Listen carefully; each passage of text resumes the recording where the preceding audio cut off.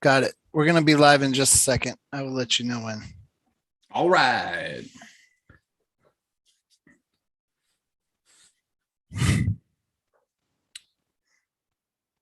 Uncle John, we are What's live. up, ladies and gentlemen, boys and girls?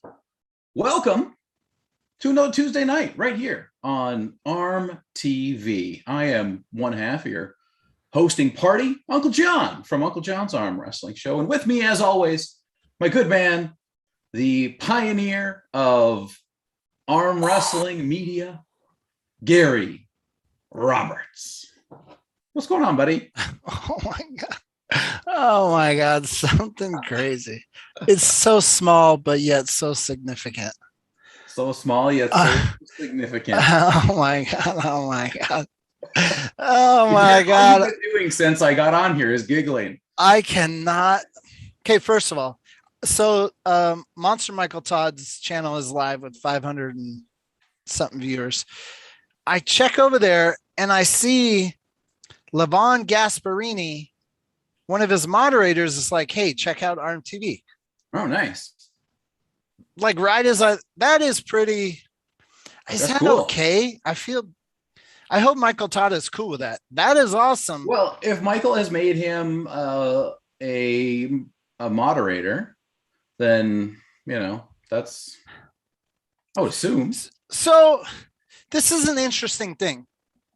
Is there any other communities where there's like a united front among different channels to help build each other? Like, I don't know. I mean, there's definitely collaboration in other genres. Yeah. Okay. So content, yes. Yeah. But in this, like, in the community, I haven't seen any. I mean, I'm not like, I don't have all the time in the world. Like we were talking earlier today and you were like, oh, I've been studying other genres and seeing what people do. Yeah. And I have done similarly. And I just follow channels that I like for other stuff. Like I'm a big movie buff, special effects, Star Wars, just Marvel, Sure. I geek out, right? Sure. I'm sure you can relate. Anyways, I don't recall seeing, especially like in the chat, like cross-pollinating, helping other people. Oh yeah.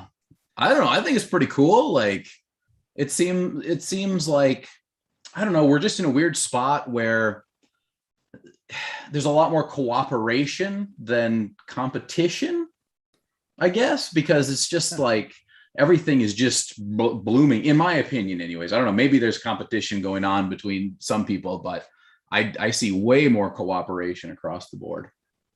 Yeah, it's like I'm curious if it's unique to us.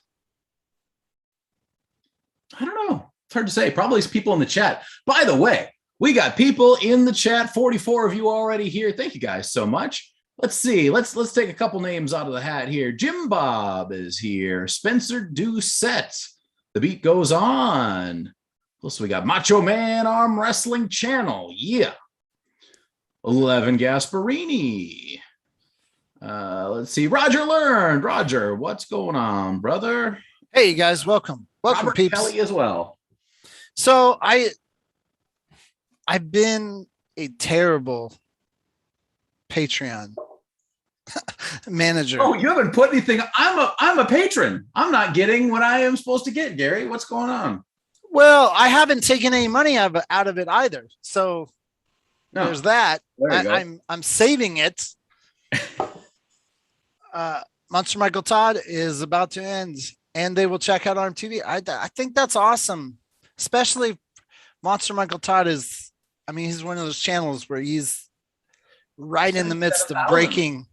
I haven't looked at his numbers lately, and I just was on his live stream, and it's 77,000. That's awesome. Last time I looked, it was like 50. Yeah, crushing it. So, anyways, I would like to shout out to my Patreon members: Cooper Maxwell, thank you. Ryan Espy, Santiago Messiel, Artem. You guys know the Top Row King, Callum Sidebottom. I don't know if that's a real name or not. Ryan. Oh my God. Oh my God. No. No. Ryan Bowen is coming in. I hope that Ryan Bowen doesn't. is coming in. I hope that doesn't mess with what I'm about to tell you, because what I was giggling about happens to do with Ryan. Good. Oh my God. Oh Bring him my. in. Bring him I'm in. so scared. Daniel Urek with a $5 super chat. It says, support the sport. I sent the monsters. Incoming. No, yeah, you got to get Bowen in here. He's seen it. It can't be the real Ryan Bowen. No, Ryan. What's up, buddy? Turn down your. Oh my gosh! This is crazy. That the Ryan Bowen is in here, because I'm so scared. I was going to tell you what I've been giggling about for 10 minutes. Am I doubling up the audio here? Yeah. Push pause, buddy. Okay. So we got Callum Sidebottom, Black Flag, Billy Ortegas, Bud Emmer, Uncle John's Arm Wrestling Show, Eric McAtee, Mizelle Jador, Frank Rockwell, and Jordan Champ. All of you guys are Patreon members, and really awesome Patreon members, because I haven't put out anything special for you guys. I gotta learn from the senseis here, the masters. Ryan's the master. Okay. You're just gonna have to. I am curious to get your thoughts on what I'm about to tell Uncle John, because it's related to you, but I wasn't expecting you to be here. I don't normally come on early. I normally catch the end of these shows. Oops. I appreciate. Okay. Uncle John. Yeah.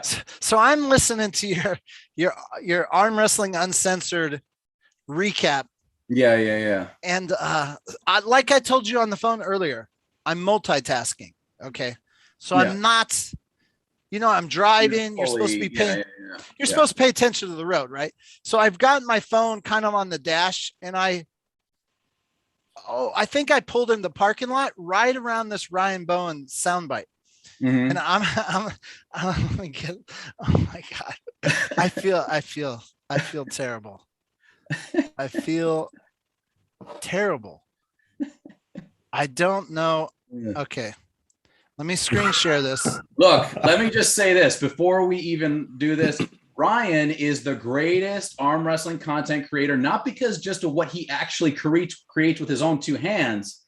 It's because of the domino effect and how much replayability Ryan Bowen gives the community. That is the true. Okay, can you see this? Yeah. It says it's a Ryan Bowen post, right? That is the Ryan Bowen. That's not the Uncle John version of it, though. That's the actual one, isn't it? Yeah, you want the Uncle John version. Yeah. Yeah. Oh, I had it backwards. Oh. Here. This was the modified version. Okay. Now listen, I'm driving along and I'm hearing you talk about this post 1 to 2 years being blasted as Lottie again. And I swear to God, this is the honest to truth. And I don't know if this makes me a bad guy at all, but I thought to myself, oh, Ryan Bowen is having fun. Like, Ryan's usually serious. He's not usually Ryan's really getting into the self-deprecation stuff. Yeah. I said Ryan Bowen is not typically the kind of guy that like is doing this kind of jokey stuff. So I was like, that's really cool that he was playing, having fun. And I went 3 days thinking that was a real thing. So today, why I laughed so hard is because I was doing my cheat sheets and I was going through Arm Wrestling News's. I like Arm Wrestling News because he has a lot of 5-minute videos, right? And it's easy for me in 30 minutes. If I haven't caught up with all the live streams, in 30 minutes, I can catch up. So I click on the one where he says Ryan Bowen, #1 in the world. And I was like, oh, I start watching it and I am just floored because everything that I thought for the last 3 days, I didn't realize that somebody trolled with his posts and created the other one. So I was like, what? Oh my God, I had it all wrong. And I was like, Yeah. Well, I'm not as cool as you thought I was. I'm just Well, that's the thing. I was like, oh, he would 1 to 2 years win my weight at Slotty. And I was like, oh shit, I done effed up. So I don't know if that's good or bad that I thought you were trolling for fun against yourself, but undoubtedly, yeah. undoubtedly, self-deprecating humor is the best form of humor I think there is, and it helps a content creator in a lot of ways if they're willing to do that. But man, I like that stuff. That's enjoyable. That Arm Wrestling Uncensored group for me, it's thick. I mean, by the word thick, I mean the content just keeps on coming, and it is kind of stupid shit in there. You got to admit, you gotta give yourself a breather from it every now and then. But yeah, but it's good fun. I don't mind it at all. It's fun. My interest is peaked at how really hard they're hitting, trying to build this up, trying to get names. You mentioned how much they were hitting you up and you were like ignoring it first. And I was like, and then they put out the bikini girl and I was like, oh, they're really trying to brand this bitch out. So I'm like curious now to see if it will work. But before I get into our other topics, because we have Ryan here. Hey, Ryan, before you get into that topic, I just want to say welcome to everyone that came over from the Monster Michael Todd stream. I saw we have Rebecca Todd in the chat. Thanks, guys, for being here. Welcome to the madness. If this is your first time, this is ARMTV. We do a little talk show here on Tuesday nights. You can join. There's actually a link in the description. We just talk. Sometimes we have a tight show. Sometimes it gets a little out of hand. Well, now I have to go watch the live stream because I want to know what Michael's thoughts are. Michael and Corey's thoughts are on Levon and Chafee. I gotta go rewatch it. And the special guests. I watched their stream. It was pretty good too. I know Michael was certainly of the opinion that there's huge value on Dave Chafee in that Stakings bet. That it's not. I think they were saying on the potential outcomes, a 50-50 war is the most likely.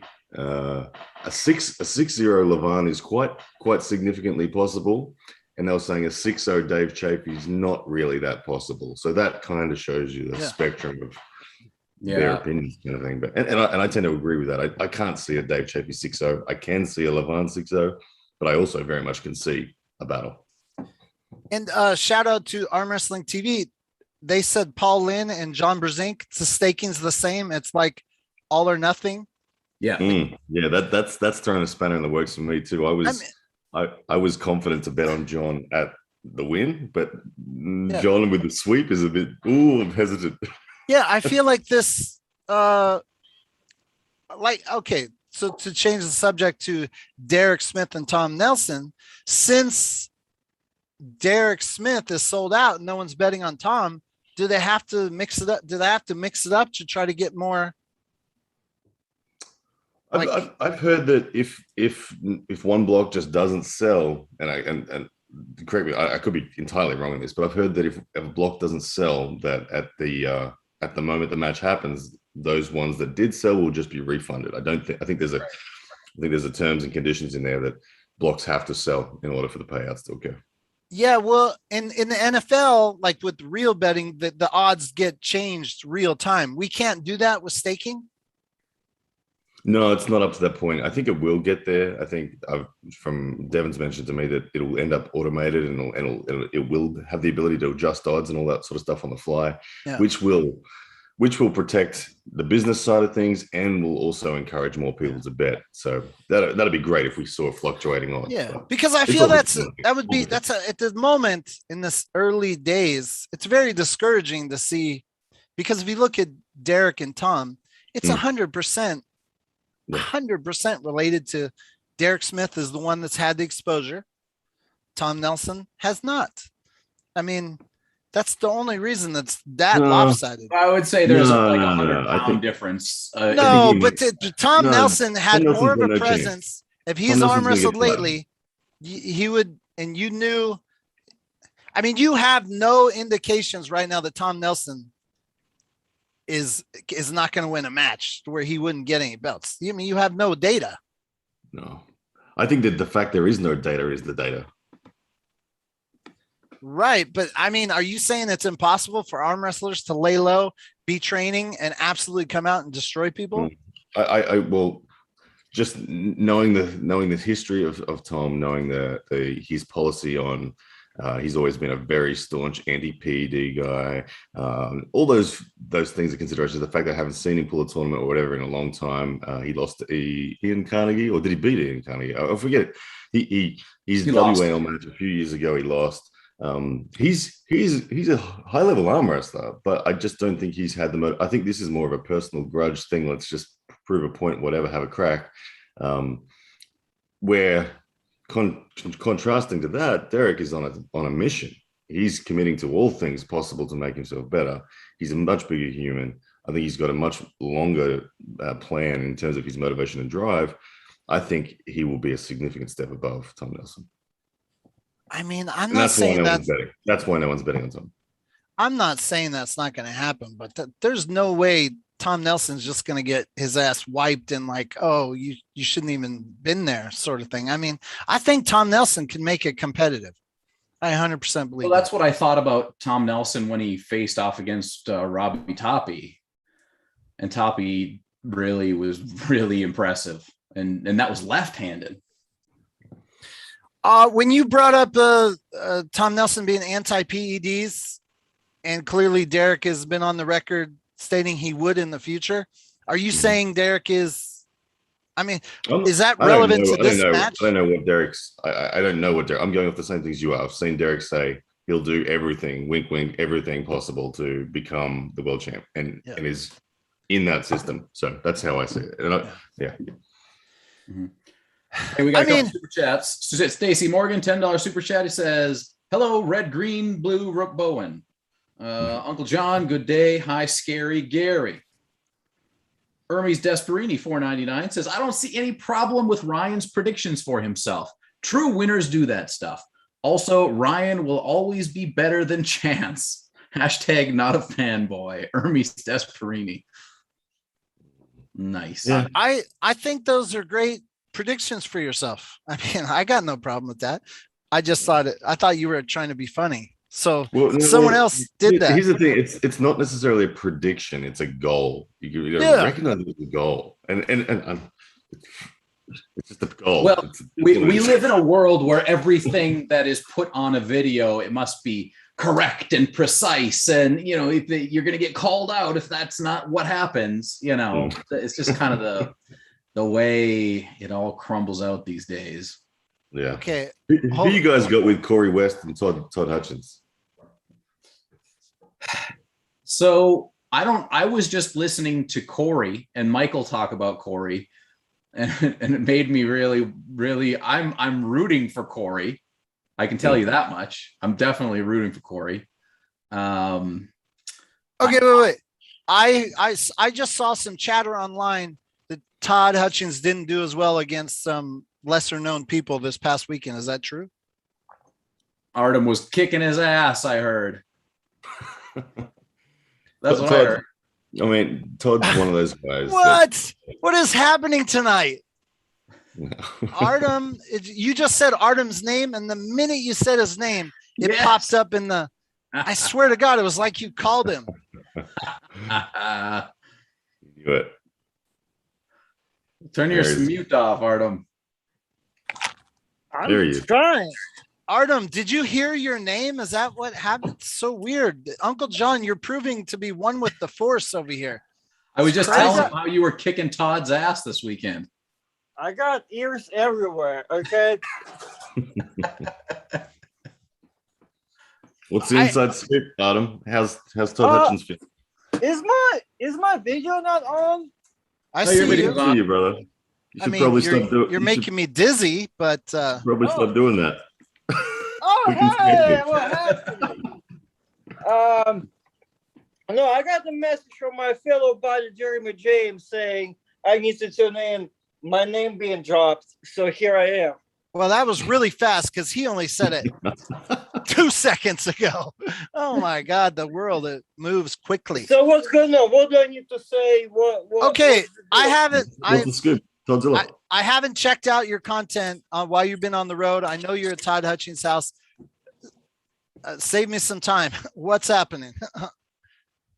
Well, I'm home right now. I'm relaxing. I just finished with the overall highlight video where I put together all the spots I put together. And that's kind of where it's at right now. I'll deal with the rest of the footage tomorrow. And I'm starting with, I'll post a couple of, there's so much big little stuff. Like Todd Hutchins just said that I failed to post his start practice, AKA my arm being here, him putting a can of beer and just shooting my arm towards the can. That's the one I need to post in its own little video. But wait. Artem, don't gloss over this. Did you intentionally leave out some content to make you look a little beastlier against Todd Hutchings?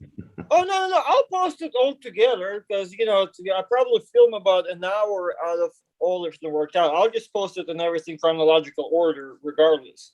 Right, but did you post something originally that was past the first stages of you getting handled by? I didn't post any practice video.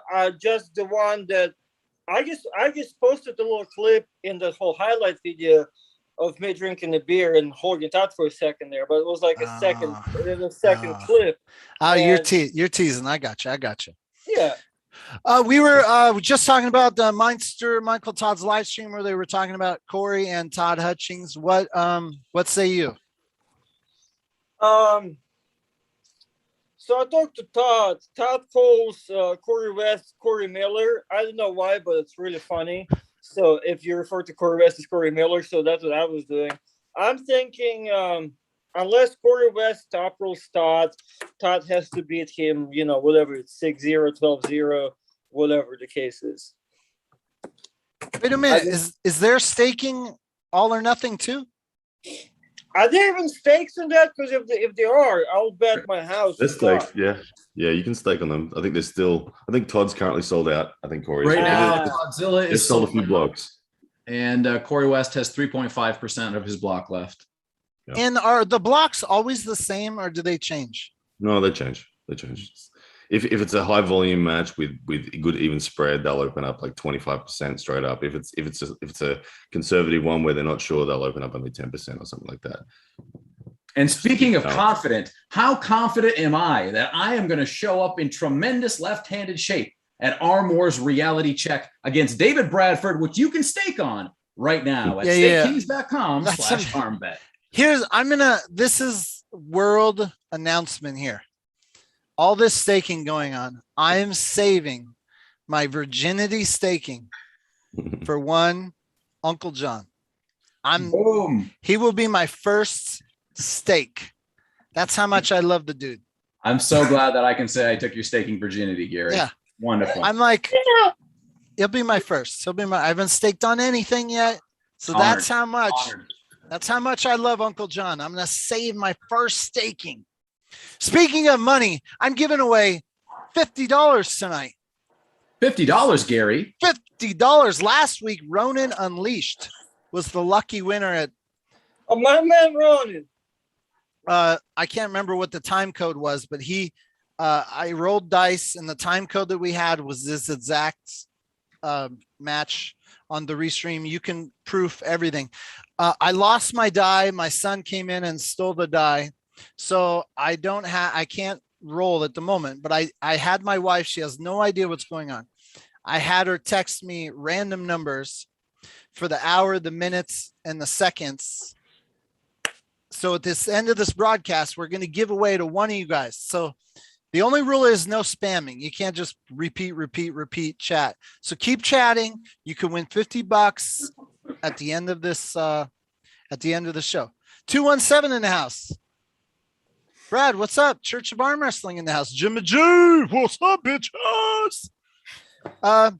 Ryan, you came on the show real fast. I am so honored that you came in. Like, what was your main topic of the week that you would like? Oh man, the main topic of the week is Levan and Dave, and that's got to be the thing that's coming up. But man, there's heaps going on at the moment. The arm wrestling world is providing so much to talk about, which is really cool.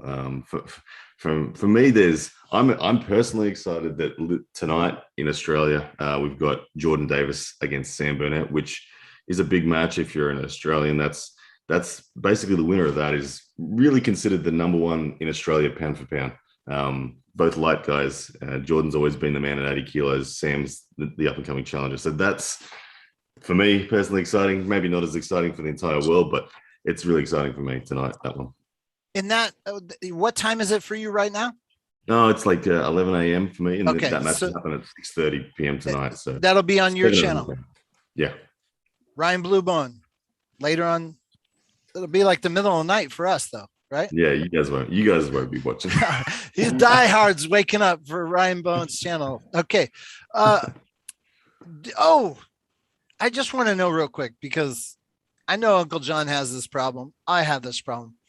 How much, since you are a content provider and you do updates on all the hot topics, how much content do you watch like a week to prepare to make content? The biggest part of my job, and a lot of people, it's funny how a lot of people don't recognize how much of a job a YouTube channel is. And I know everyone on this chat really understands how much of a job it is. But the biggest part of the job for me personally is finding the talking points and coming up with good stuff to create a video about. And for me, that process is I wake up in the morning, I jump on, I read all the arm wrestling forums, I check all the posts from relevant arm wrestling content creators on YouTube. And somewhere in all of that will be a little bit of information. There'll be something, someone will say something, someone will make a point, someone will declare something that's going on. That will be the talking point. I don't actually watch a lot of videos. I don't feel like I have the time to sit down and consume a whole lot of YouTube content. I get most of my from written stuff is where I get the direction. Yeah. Wow. Artem, what say you? What's your hot topics to talk about right now? Artem says he can beat Jason Merlot left hand. Cool.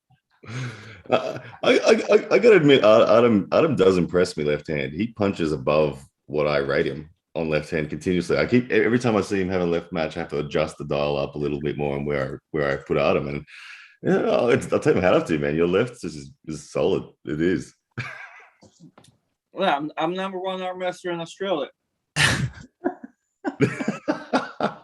Hey, we do have a couple super chats to catch up on. Daniel Urich says, I pulled Aaron Yearsley left-handed after Monster Michael Todd. Go sub to the Macho Man Arm Wrestling channel for that guy. He's got great power. Nice. We also have the Canadian Chihuahua says, Gary, stop it with the cash prizes. You don't need to engage us to chat. We got your back. Wait. There was another Daniel Urich chat. Was there? Wait. Daniel Urich. This is the only channel I don't mod on. What's up with that, Gary Strap Talk Roberts? Support the sport. Where do I get handles, Ryan? Well, I feel bad now because we were paying Mizell to mod. So if I add a bunch of moderators, I don't know what to do. I would just say that was a one-time deal. Which part? The Mizell part. Yeah, Adam's about to release something here. What this was his target practice. So there is the beer right here. Exclusive.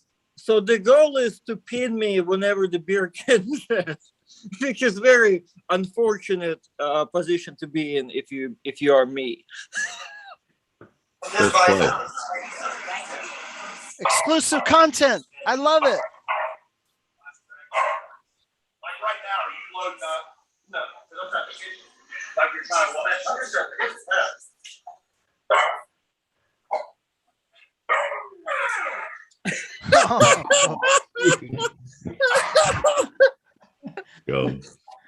Why was the other guy holding you for a second? No, he was just checking. Like he was asking if I was loading or not.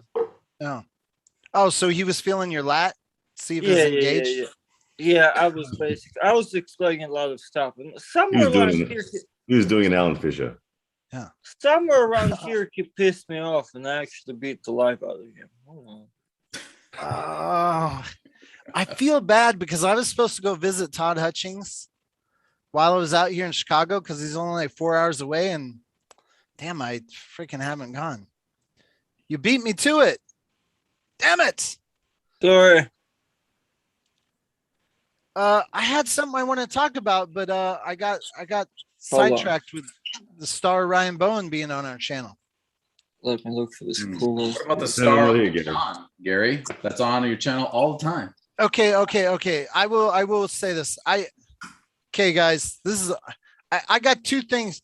I want to talk to you, Ryan and Artem, more, so just hang out, but I have to pour my heart out here. Maybe you guys can tell me if you're similarly. I have two things. I'm going to tell the sad part, and then that's two sad parts. Okay, I came to a realization this week, and I'm really laying out chat. I'm being honest, pouring my heart out here.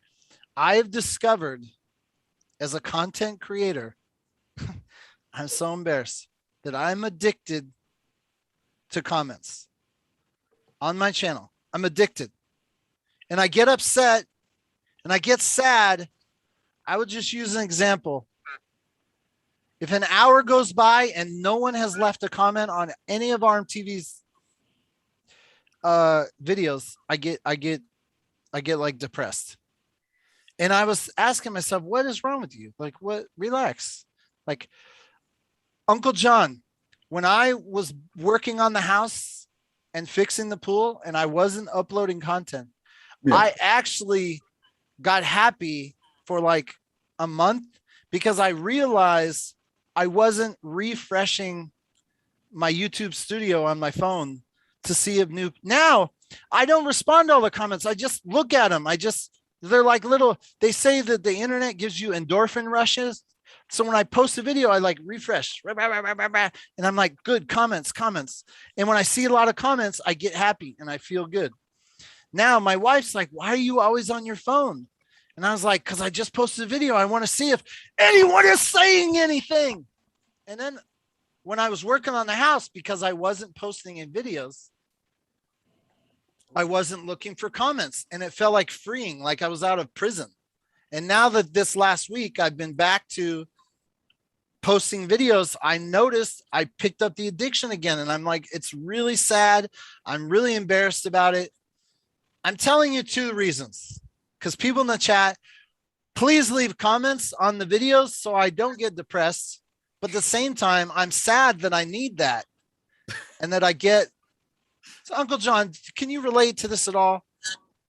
I don't know. I think at the beginning, I was a lot more concerned with like movement on everything. And now I really try to focus more on the content. So you don't care if people comment. I mean, it's nice. It's nice when it's there, but I just avoid it because you can get sucked into it so easily. I'm just like, boom, what's my next thing? Give me my next thing. Let me start thinking about my next video, whatever it is. So it's not that I'm ignoring ever. It's just that I'm like, put me on the next thing, because when I stop, that's when I die. Like my creativity dies. If I get like wrapped up in that stuff, I can't do it. Happened to me like 2 months ago, and I had like a 3-week period where I was just like, what is going on? And then now I've kind of got a few new show types, show structures that are interesting me and giving me a few laughs. So that's what I try to focus on more. Ryan? Yeah, Gary, I think that the whole premise of social media is built around that exact thing. That little dopamine hit that you're talking about is what social media does to all of us. It's what it sucks us in, and it is that drug effect. But that said, for me, like I don't have that feeling in respect to comments. I post a video, I then sit down for half an hour and engage with the people that do comment in that first half an hour. Then I'm done. I'll read the comments if they pop up, but I won't care about them. But for me, the comments section is a truly valuable resource in that it provides you with constant real-time feedback on your content. People who like it, people who hate it, people will drop hints about future content ideas that you're going to come up with. So for me, the comment section is really valuable in that respect, that my evolution as a content creator is largely driven by what the market shows me in feedback. And so I really use it as that tool. I don't so much feel the way you do in that dopamine hit. It's kind of So I just posted this Don Underwood versus Ron Bath a year later. I posted them playing around on practice table a couple days ago, and now I posted the real match, and it has 574 views in a couple hours. I'm like happy with that. That's fine. But then I look down here and I see that there's only 18 comments, and I get like, what? More comments. And I really have like I really get anxious if I don't get comments. And anyways, I wanted to be real with my people. Yeah, I mean, do the experiment. Like Uncle John mentioned it before. Yeah, he focuses on content that he enjoys creating and whatnot. And like we do get addicted to likes and subscribers and all sort of stuff, and that can be such a curse to you. It can demotivate you. It can end up stopping you. If you could magically just block out your subscribers numbers, block out your comment numbers, and ignore them, and just create content that you enjoy creating, you'd probably grow faster. So here's the honest question. This is the honest truth. I actually care more about comments than subscribers and views. Like I get more excited if I have a lot of comment engagement than I actually do the views. So like I was just over on Arm Wrestling News channel, and Pradeep, he's got really good comment engagement. And I was like so jealous. His like 5-minute video he'll have similar thousands of views for something that I have, but he'll have 5 times as many comments. And I'm like, damn it, what am I doing all wrong? His stuff is so topical, and it's like today, right now, it begs to be engaged with. He found a really good format. Artem, can you relate to this? Are you a super stud? You don't need comments. Well, I do like the activity, obviously, but I don't try to read comments anyway because, like, they stress me out too much, realistically. So, I like to see that the constantly updates and the emails that I get the new comments and all that, but I don't try to really engage. And if I do, it's like sometimes it kills me. But no, I didn't say engaging. Like my comments are really nice, actually. So I actually like my comment section. I didn't say engage. I actually would prefer if I didn't need to engage and the comments churn themselves. Like I love when people start to bicker back and forth. And I'm like, yes, I don't need to like spark it. It's great. Yeah. Okay. Adam's like the tortoise and the hare. Like Adam's been plugging away so consistently for this for a long time, and he's got subsequently really good depth, I think, in his audience. Everyone who knows Adam really knows Adam because he's been around a long time doing what he does. So that's his strength, I would say, in respect to comments and the community. Megatron says, Gary, I can tell you the secret to how to get a lot of comments, but not all of them will be positive. Dude, 90% of my comments could be trolls for all I care. I love trolls. I'll troll. I'm going to wear a shirt that says I love trolls. Fine. I don't troll. Have you guys seen the new channel? I've only just realized it in the last couple of days. Love the content, the style, the presentation, everything about it. And it's subsequently growing really fast, has a couple of videos that have got 20, 30K views on it within a week. I'm like, ooh, look at this. It's what's it called? Pancake. Performance enhancing pancakes? Yeah. They are on point in the way that they deliver. I don't want to toot my own horn, but it's not me. But like I pushed this individual in the right direction, and I think he's doing a wonderful job with well, fantastic. I agree wholeheartedly. He's doing a wonderful job.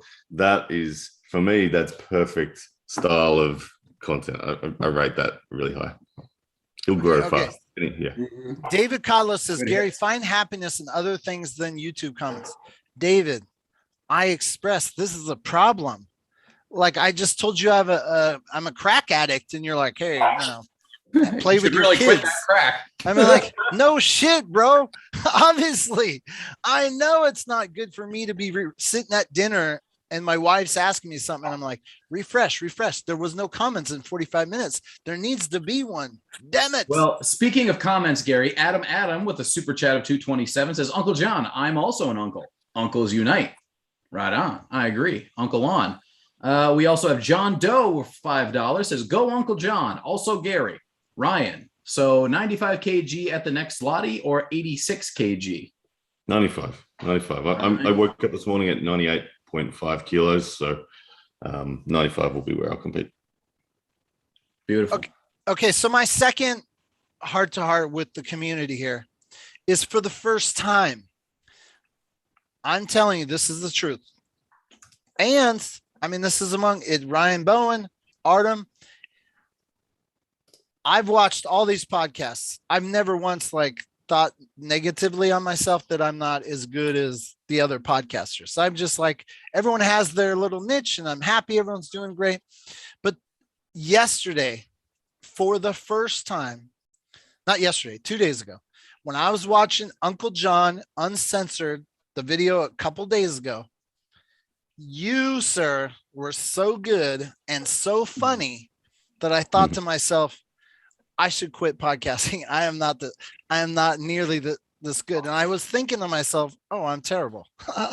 I just wanted to say that's how good you were that I thought about quitting because you were so quite the funny. compliment, Gary. I appreciate that. They were so funny. And I love the one where the guy, he's like, I don't know, he's leaning over in the bathroom and you're like, sir, the only thing that's going to step up is a shower. Please wash yourself. Grant Diet. Yeah. That was good. Anyways, I just the reason why I want to talk about it, because I've never once thought negatively on my skills until that. I was like, oh, he's so good. I'm lucky to have you. It's more of just for me, like I think I told you a little bit off air, is just like the flow of what I'm doing. It's filming and it's an hour of filming, but I only take 10 minutes out of that hour. Right. So I do a lot of weird stuff and then I just take the stuff I think is funny. Yeah. Well, you did a good job, man. Thank you. Gary, recognize that everyone has, just being yourself is all you have to really be. And I mean, the quest to constantly improve your own content should always remain, and you should always take inspiration from other content creators and see little bits of gold that they do and say, oh yeah, I think I can improve my content slightly in that fashion. I mean, there's not really such thing as an original idea in the world of creative content. And we're all seeing and being inspired and copying somebody else's style, format, whatever, and applying it to our own world. So don't stress, don't beat yourself up when you see Uncle John being funny. I can't be funny like Uncle John. I can't be factual like arm wrestling news. I can't be deeply philosophical like Devin Larratt and gaze off into the stars. And so just be yourself, be consistent, and be patient and enjoy what you do. And yeah, it'll come. Yeah. It really will.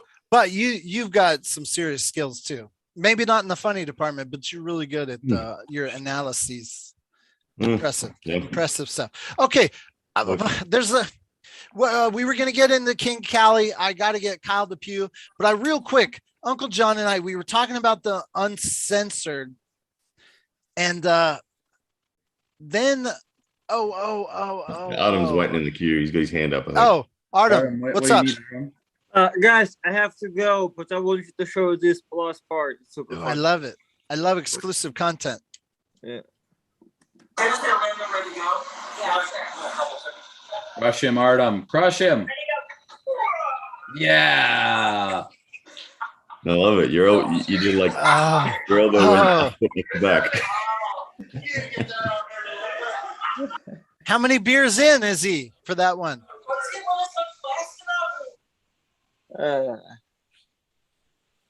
So that was my personal highlight. The one time I did that. When are you going to post that video? Oh, I don't know. My workout with Juju is going to be first, but I'll maybe post like this little clip and the time that he hit me for the target practice too. But I don't know. I'll post them before the end of this week for sure. Adam, before you do go, what's Todd's mentality like right now? Where's he at on a confidence scale with Corey? Oh, he is confident. He's calling him Corey Miller, so he's clearly like very jokeful about him and very I don't really think he cares too much. Did you sense any was that bravado or was that genuine? What'd you sense? I just feel like he's ready, he's strong, like he wasn't really worried about anything. He didn't even mention one time, how he normally makes like playlist of his opponents and all that. He didn't even mention none of that. So I think he's like in a good enough shape. I did ask him what does he thinks about your goal thing, and it's good. I'll post it as a part of the interview. So he has his opinion. He likes it. Nice. Yeah. I have to pull Todd someday. Todd's in the redhead list. Apparently he's a redhead, so it's him and Jerry above me on the redhead titles. I'll post that video what he thinks about you for my Patreon earlier. So in case you want to see it earlier before anybody. I like it. Blackmail me into the Patreon. I like it. All right, you guys. Thanks for coming on, Adam. See you, Adam. All right. Hey, man. Thanks for having me, guys. Good night. Bye-bye. All right. Hey, before we go back to arm wrestling, I've one more. I'm the guy who is the grocery store will look at the gossip news, the celebrity business, controversy, drum, all that. I'm kind of into that stuff, and I'm really loving the drama on this uncensored business. It's not all building the sport, but it's like, it's fun to read sometimes when you're taking it's good to see enthusiastic novices, I think, because I think that's what a lot of it is people who are relatively new to the sport, who are very enthusiastic about it. And if they can do things, and then guys like me can take advantage, not in a negative way, but in a positive way of what they are doing, then hey, come on down to Arm Wrestling Uncensored. We were talking about it. It's all novices? I wouldn't say it's all novices, but I think some of the main guys are fairly new to the sport. So you guys know who Eric Wolf is? Yeah. So I was talking to Eric Wolf, and he reminded me that way back in the day when all you guys were still in diapers, you were all little babies, not even have started arm wrestling yet. And we were tired. We liked the Northeast board. It was awesome, but you had to tie your name into it. And it was a little bit too structured for us. And Eric was saying, hey, you and Leach should create another message board competing where you could be anonymous and you could say whatever the F you want. And so we launched armwrestlinganarchy.com. Oh my God. And it was a message board format where you could be anonymous. And I think even our tagline under it, that's where we got in trouble. We got really beat up because the tagline underneath it was like, say whatever the fuck you want. It didn't take off, clearly. Didn't pan out. It's hard to mobilize people. I just want to mention that Uncle John, in your latest reviews of the Arm Wrestling Uncensored group, man, I love the adjustment you've made in your ability to talk as if you don't give a fuck. I think I honestly, over the last 3 months, I honestly just stopped giving a fuck. Every time I hear something come out of your mouth along those lines, it genuinely makes me laugh, and I love it. I can't help it. I'm glad. I'm trying to do that. I'm consciously trying to really not be so careful until I'm just like, all right, it's arm wrestling. I don't care anymore. Let's just rip and yeah. So I just real quick before we get back to arm wrestling, you mentioned to me. So who's this Devon Saganish Larrett? Yeah. He created another board after dark, and you were telling me that like is he not happy that the light is not on him, because he was real big with the memes, and then all of a sudden he got banned, and then now these guys have come out with this uncensored 1,500 members in like a half a second. It seems to me that there's a little jealousy going on. Is Jealousy among trolls, I guess. like, is this arm wrestling after dark? Should I join this group or should I ignore it? Oh, of course you should join it just to see what happens. Yeah. Why wouldn't you? It's a train wreck. You don't have to participate. Like, I'm just here to watch. I'm just being very clear that I find the whole process very amusing and very interesting to see how groups rise and fall and change, and how the troll army has changed. Like people think it's just a stupid thing, but it's really a community phenomenon that if we can understand how people who engage with arm wrestling work, that can be really important for our sport and the way our sport grows. So for me, I'm playing a little bit. I'm playing with it a little bit, having some fun. But realistically, I look at it from a scientific point of view, right? I'm a sociologist. I have half a PhD in sociology. So like that, this is exactly what I would be doing had I given enough of a shit to not become an arm wrestler instead of an actual doctor of sociology. So Ryan Bowen, Yo. you trolls get to you or no?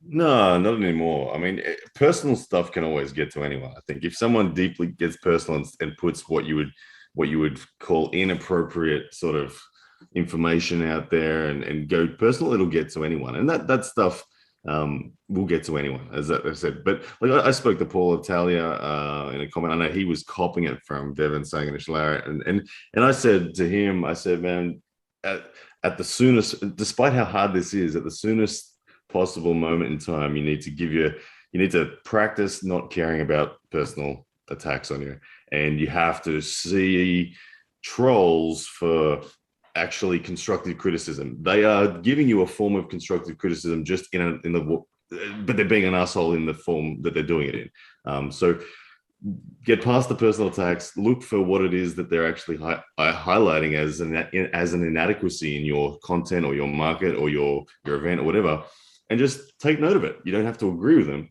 but take note of it and use that as part of the information to evolve. So you're going to get people supporting you, you're going to get people calling you a dickhead. Bring it all in, ignore the personal attacks, and grow from it.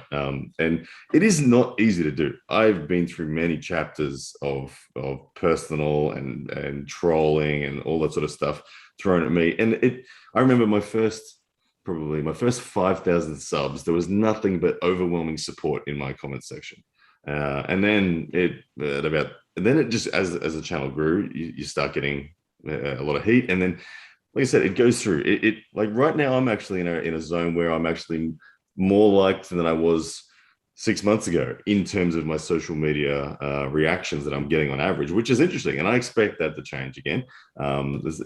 We'll go through another season, but for me, I feel like I am getting better at understanding it and not letting it get to me, and actually growing from it. So it's a tricky thing, though. For anyone, it's tricky. Yeah, I mean, it's obvious that some of these trolling is just hitting people who are clearly doing something right and being successful. And some people are just jealous and they don't like it. You know what I mean? Well, someone like take someone like Paul Italia. He's being trolled really heavily for his putting his own personal image on logos, and people were saying, no, it's all just about him thinking he's awesome or whatever. The thing is, someone like Paul Italia is willing to put his neck out there for the sake of what is a benefit for the sport. Putting on events and creating stuff like that is good. So I take my hat off to him. Is Paul Italia getting it perfect? Hell no. It's hard to get events perfect, and this is a refinement process. And what I hope for people like Paul Italia is that they recognize that they are never going to get it right in the early days, that they're going to cop heaps of shit from heaps of different directions. And if he's willing to stick it through and actually just come out the other side and take all that criticism and refine his product, he'll get there, and it'll be awesome. I mean, the people like Igor Mazarenko's didn't start with a PAL, world-class PAL. They started like this in Ukraine, in Russia, in Poland before anyone knew about it. I'm sure Igor's events were rubbish, and he was probably copping shit from everyone, but he stuck with it. He took the feedback from the world, and he grew. Yeah. So, yeah, I mean, I don't look like that. If I look like Paul Italia, I might be putting chest picks out there too. Bam. But I don't. But I mean, chest, the logo stuff, I don't really care. But everything else he's doing, it's like awesome. Like I don't know why you would get all bent out of shape over not liking someone's logo. Like it's pretty weak. But I mean, some of the stuff I do laugh at some of the other stuff. Listen, you got to be able to laugh at yourself. You have to be able to laugh at yourself, and you have to be able to be like, yeah, shit, yeah, you got me there on that one. That's pretty good. Like that. Like I got the arm wrestling uncensored one where they said when you buy cheap bookends for your expensive books, and it's me and Jesse, get his last name from Alabama on there. That sort of thing. Man, yeah, good. You got me. That's good. I like it. I agree. I'm definitely a cheap bookend relative to those guys, particularly back then when that photo was taken. But that was Moldova, wasn't it? Yeah, that was Moldova. Yeah. Welcome to the show, Kyle Depew. Hey, what's going on? King of Cali. We're almost on that subject.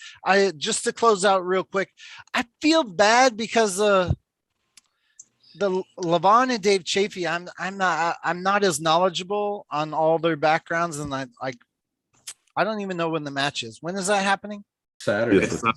That's this Saturday. Sunday of this weekend. No, Sunday? it's it'd be the 5th of September. Damn it. I can't juggle everything and I'm losing track. Okay. So at the end of the day, for that match, Ryan, how do you see it going? I see it 4-2 Levon. I think Dave Chafee will win first round. I think Dave Chafee will, if you have a look at the way Dave Chafee and Levon and those two guys pulled Trubin, and also when you look at what Dave Chafee did to Gennady, I feel like Dave Chafee is going to, outside of the straps, be able to take Levon's wrist in round one. I think the slip will happen low from Levon in a questionable possible foul position, but he'll get given the straps. And I think in the straps, the back pressure, the wrist of Dave Chafee will be superior in round one. I expect Levon to then make a couple of refining adjustments. I do believe he's got a few more technical abilities and options up his sleeve, and he'll come through and end up cracking Dave's wrist and winning 4-2. David Kotlow says, where's my super chat? Hey, you just super chatted. Give us a minute, bro. Relax for a second, David. Yeah, and we're going to make you wait just a few more minutes because of that bitch ass comment there right there. I have a question, Ryan. Yeah. Since I got back into the sport, I feel like everything I've heard about Levon is built to these mystical. Is the mystique around Levon, like the man, is it deserved? Is it a little bit overhyped? I feel is he that impressive? It's a bit of both for me. He definitely deserves all the credibility. I think he is truly the king right now. If I had to say who is the king, I say it's Levon. But I very much agree with you because his rise to the top came in a very bizarre season regarding the world ranks. Saplenkov was sick, Pushkar passed away, and Dave Chafee was not available because of WAL commitments and then COVID. So those three guys that I just mentioned were clearly on top of the pile before Levon arrived and took over. And so the fact that he never faced any of those guys in any form during his rise, like his rise to the number one, it's no offense to Vitali, but he really only beat Vitali and Prudnik, and that's it in his journey, and Tim Bresnan. So those three names, they don't match up historically against Saplenkov, Chafee, and Pushkar. They're not comparable. But he beat Trubin as well. But he rose at a very interesting time. And like I said, I don't doubt that he is there, and I think he could have potentially beaten Saplenkov when he was healthy, Pushkar when he was healthy and alive, Thankfully we're gonna find out because Dave Chaffee, because we know Dave was right there with healthy Saplenkov. Pushkar crushed Dave. Keep that in mind as well. And John Brzenk does describe Pushkar as the strongest ever in the history of arm wrestlers. So I don't think that Levan has truly stamped his authority on that claim of being just truly the best yet. And so, but this match with Dave Chaffee is a good opportunity for him to prove that. If he crushes Dave 6-0, then my opinion will change. The reason I asked you that question, because, I'm going through all these older videos and then I read this stuff. I feel like a lot of people, if they could take Levan and transform him back in time to all the to go up against all the greats, that they would think he would beat everyone, in the 70s and the 80s and the 90s and the early 2000s. I mean, is he that good that matching up to all the greats? He's there, but he's not superior. He's right there. There's too many that are at that same level, and that's the thing about this, or the subjective nature of this sport. It's not a 100-meter sprint where we've got a time that is just simply the best. People like Richard Lupke's at his prime would be right there right now if with Levan. Absolutely, they'd be in the same realm. It is what it is. All right. Well, I guess I'm gonna have to tune in to watch it. Sorry guys, I haven't talked about that match as much as I should have. If Ryan knows more than me, if that's the topic that we should have put in the title, my bad. But what Kyle is the Depew topic on the title right now? Well, we say Kyle Depew, King of Cali. You have an event. If that's the title, that's a good title. I can tell you all about the event. Well, it's not the full title. I put, just for clarification, I put almost the fifth title. I was trying to tease. Yeah. I was trying to tease the Uncle John was getting me to quit because he's so good. And then I want to talk about amateurs a bit, which we'll do after King of Cali. Yeah, definitely. Yeah, I don't care what the title is, Dan, I appreciate you letting me come on the show and talk about my event coming up. Okay, can you hold on? Can you stay with us? I just asked Ryan one question in case I lose him. I do have to go very shortly. Yeah. Okay. There's another guy in the waiting room. Just hold on. There's one topic we're going to talk about later. I just want to get your thoughts in case I lose you, Ryan.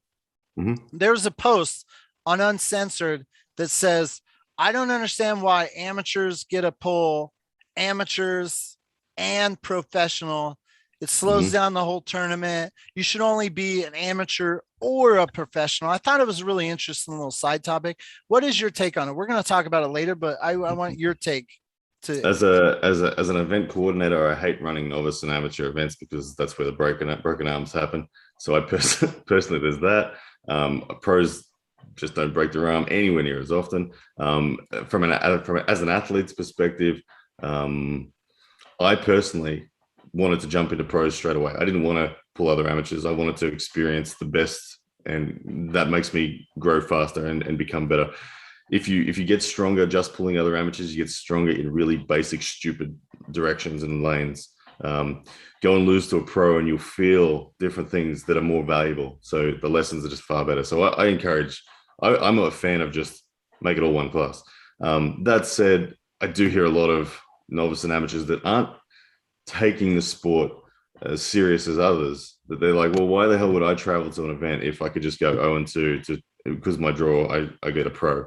I want to have some fun. So at the end of the day, I think, there's probably got to be an amateur class for those guys that simply love the sport on the social level and aren't trying to be. So are you saying that you should pick one or the other?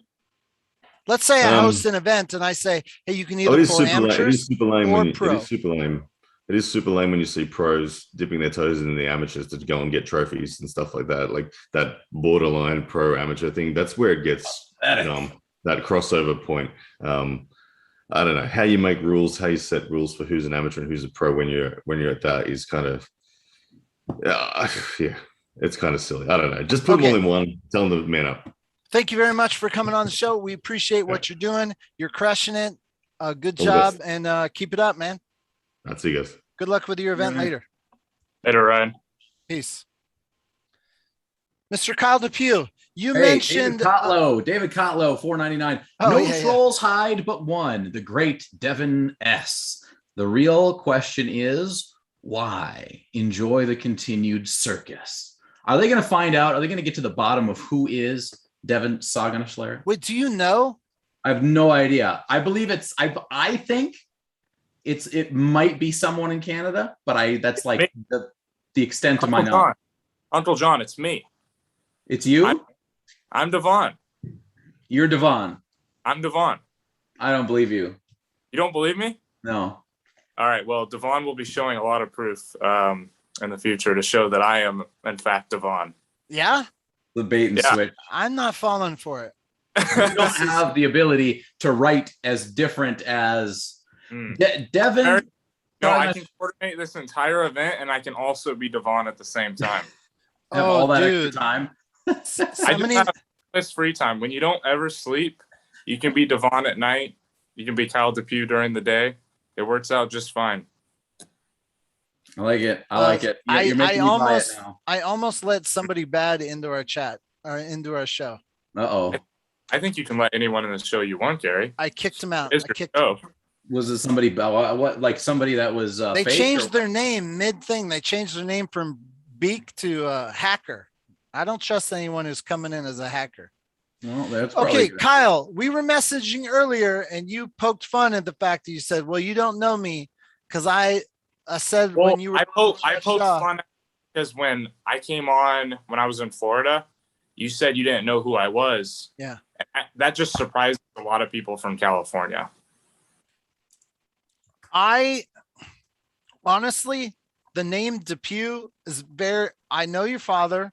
The name Depew is like, I know that name, but for some reason, I don't take offense to it, by the way. Yeah, but I'm just saying, like, for some reason, when I see you in Florida, I didn't associate the Team San Diego and all that. So my bad. Your dad posted a video of him crushing me. I think he took the fact that we were almost having a boxing match personal. I don't know. He felt like he wanted to post up video of him beating your arm down. Oh shit! Is it story that day? He says that you entered that class to try to beat him. What? You remember that at all, Gary? I do not remember this. Sounds right. It sounds right. It sounds exactly like something Gary would. My dad's always been an amateur arm wrestler that has just recently really got into pulling pros.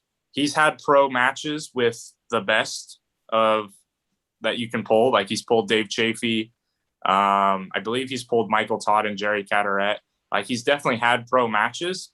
However, he's always been more of an amateur arm wrestler. I had a winning record on him when I was 16, and he got very, very strong in the last 2 years as an arm wrestler, and it's not even his main training focus now. I remember that event. Very like cloudy. Yeah, you know, I don't remember cloudy. So if you have any questions about that event, that is my first event. Yeah, I have no doubts that I thought maybe I could beat him, given the way I hit. Like, but he caught me surprised. Like I was like, bam! Oh, that stopped real fast. Anyways, back to the boxing thing. Uncle John, to reference his video, he showed you like in. Are you really like a karate dude, or was that? Well, I mean, it was like a discipline as a child. Like it's not really something I take through to my life as much now. Like honestly, I gave it up when I was, because I've always been a fan of arm wrestling. I was idolizing arm wrestlers at the age of 8, but I didn't meet you or Alan Fisher until I was 13. And then at 14, I competed in that tournament. So at 14, I gave up Taekwondo to pursue arm wrestling. And then I ended up giving that up to pursue powerlifting. Like it was just a long thing, but Taekwondo is cool. I definitely like it. So I don't know how long it'll be before I share some of those first events of yours, but at some point we'll share. And I'm curious to know if there was that important, but no, it'd be cool. Appreciate you having me on for sure, Gary, because this is a big opportunity for me. So I do appreciate you being eager to have me on. Well, I am curious to know what made you decide to go from hey, I want to host the tournament? Like I want to do that shit. I came back to the sport very hesitant. There was a lot of not fan support, but people that were trying to call me back, and I had money opportunity in the sport. How long ago? So I was 19. And I had money opportunities and people as well trying to get me to come back to the sport. However, I very much so did not want to. But then when I did and I got into it very quickly, and I decided I wanted to throw a really big event where the headline would be Tom Nelson, and I was going to make that happen. So I started planting the seeds, and it was about 5 months ago when Tom had put up the Facebook post, "It looks like Derek Smith is the paper champ," and tagged a bunch of people. Oh, is that how it started? Yeah. So That sounds like my buddy Tom Nelson for at that sure. point, Derek and maybe a couple others were the only ones that knew about my plan. Okay, wait, pause. When did he, like, how long ago did he say that paper champ thing? I think it was 5 months ago. I don't know the Okay. exact date. Everything came really quickly. So And when you said you were 19, I have not, how old are you now? I'm 21. 21. Okay. So a couple of years ago is when you started to get back in. Yeah. Yeah. Okay. All right. So you paper champ, then walk us through it. Yeah. So, I mean, I reached out to Tom Nelson. I'm sure he's fine with me sharing some of this, but as a newbie, I was really trying to offer a lot, but I didn't want to oversell. So I told Tom, I need to make whatever type of event this is. I had a goal in mind and I didn't share the goal with him. I was like, you have to be like the forefront. So however much you need to make that happen, you let me know, and we're going to make it happen the biggest we can make it. Because I needed him to take me serious, and I figured he would. But he actually ended up taking me very serious, and he said he wanted to do it for nothing. So winner bonuses were negotiated that would incentivize. So Tom, thank you, Tom. You've been nothing but supportive of me, and I really appreciate you. So Tom actually said, "Hey, I'll come down there. I just want to arm wrestle." Did he tell you what we were talking before you came on? Said the only person he would come do an event for would be me. And I found that very hard to believe. However, he went online and kind of pushed that a few different times. And, you know, it's just really cool. I mean, it puts a lot of pressure on me, but it's the pressure I need to try to become what people have told me for a long time that I needed to do. So I'm just trying to live up to expectations, check all boxes, that sort of thing. Yeah. Monster Michael Todd in the chat. I'll send you the Zoom link. Well, I don't know how you're getting an error message, but you're welcome to come on in. Did you find out, is Tom Nelson? I wanted, hold on. Monster Michael Todd. I was gonna, damn it, I almost forgot about this. I have a video right here on standby. Let me share it. You shared on your wall a oldie but goodie that I posted. Let's see here. Monster Michael Todd with Tom Nelson. Can you guys see that? Mega. What year is this? Oh man. This was 2000. This was 2000. 2005. Woo. That was just post Life 6 ad, Monster Michael Todd, I think. What was that sound effects? I don't know. That was me. Sorry, guys. You think that new fans of the sport don't know who Tom Nelson is, despite everything he's done? Yeah, I mean, this World's oldest fifth grader. So just so you guys know, all time, fifth grade the whole time. Ask him, he'll tell you. Though at this event. Hey, Yearsley. Yeah. What's the noise, bro? All right, let me mute you guys. Okay, so I got something to tell you guys about this match. This is the first time this match right here. I was staying at Travis Bajan's house, and we didn't get back to his house till like 12:30 at night. We, after this event, drinking, a little bit of partying. And I was like, I got to get this up. I got to get this footage out there.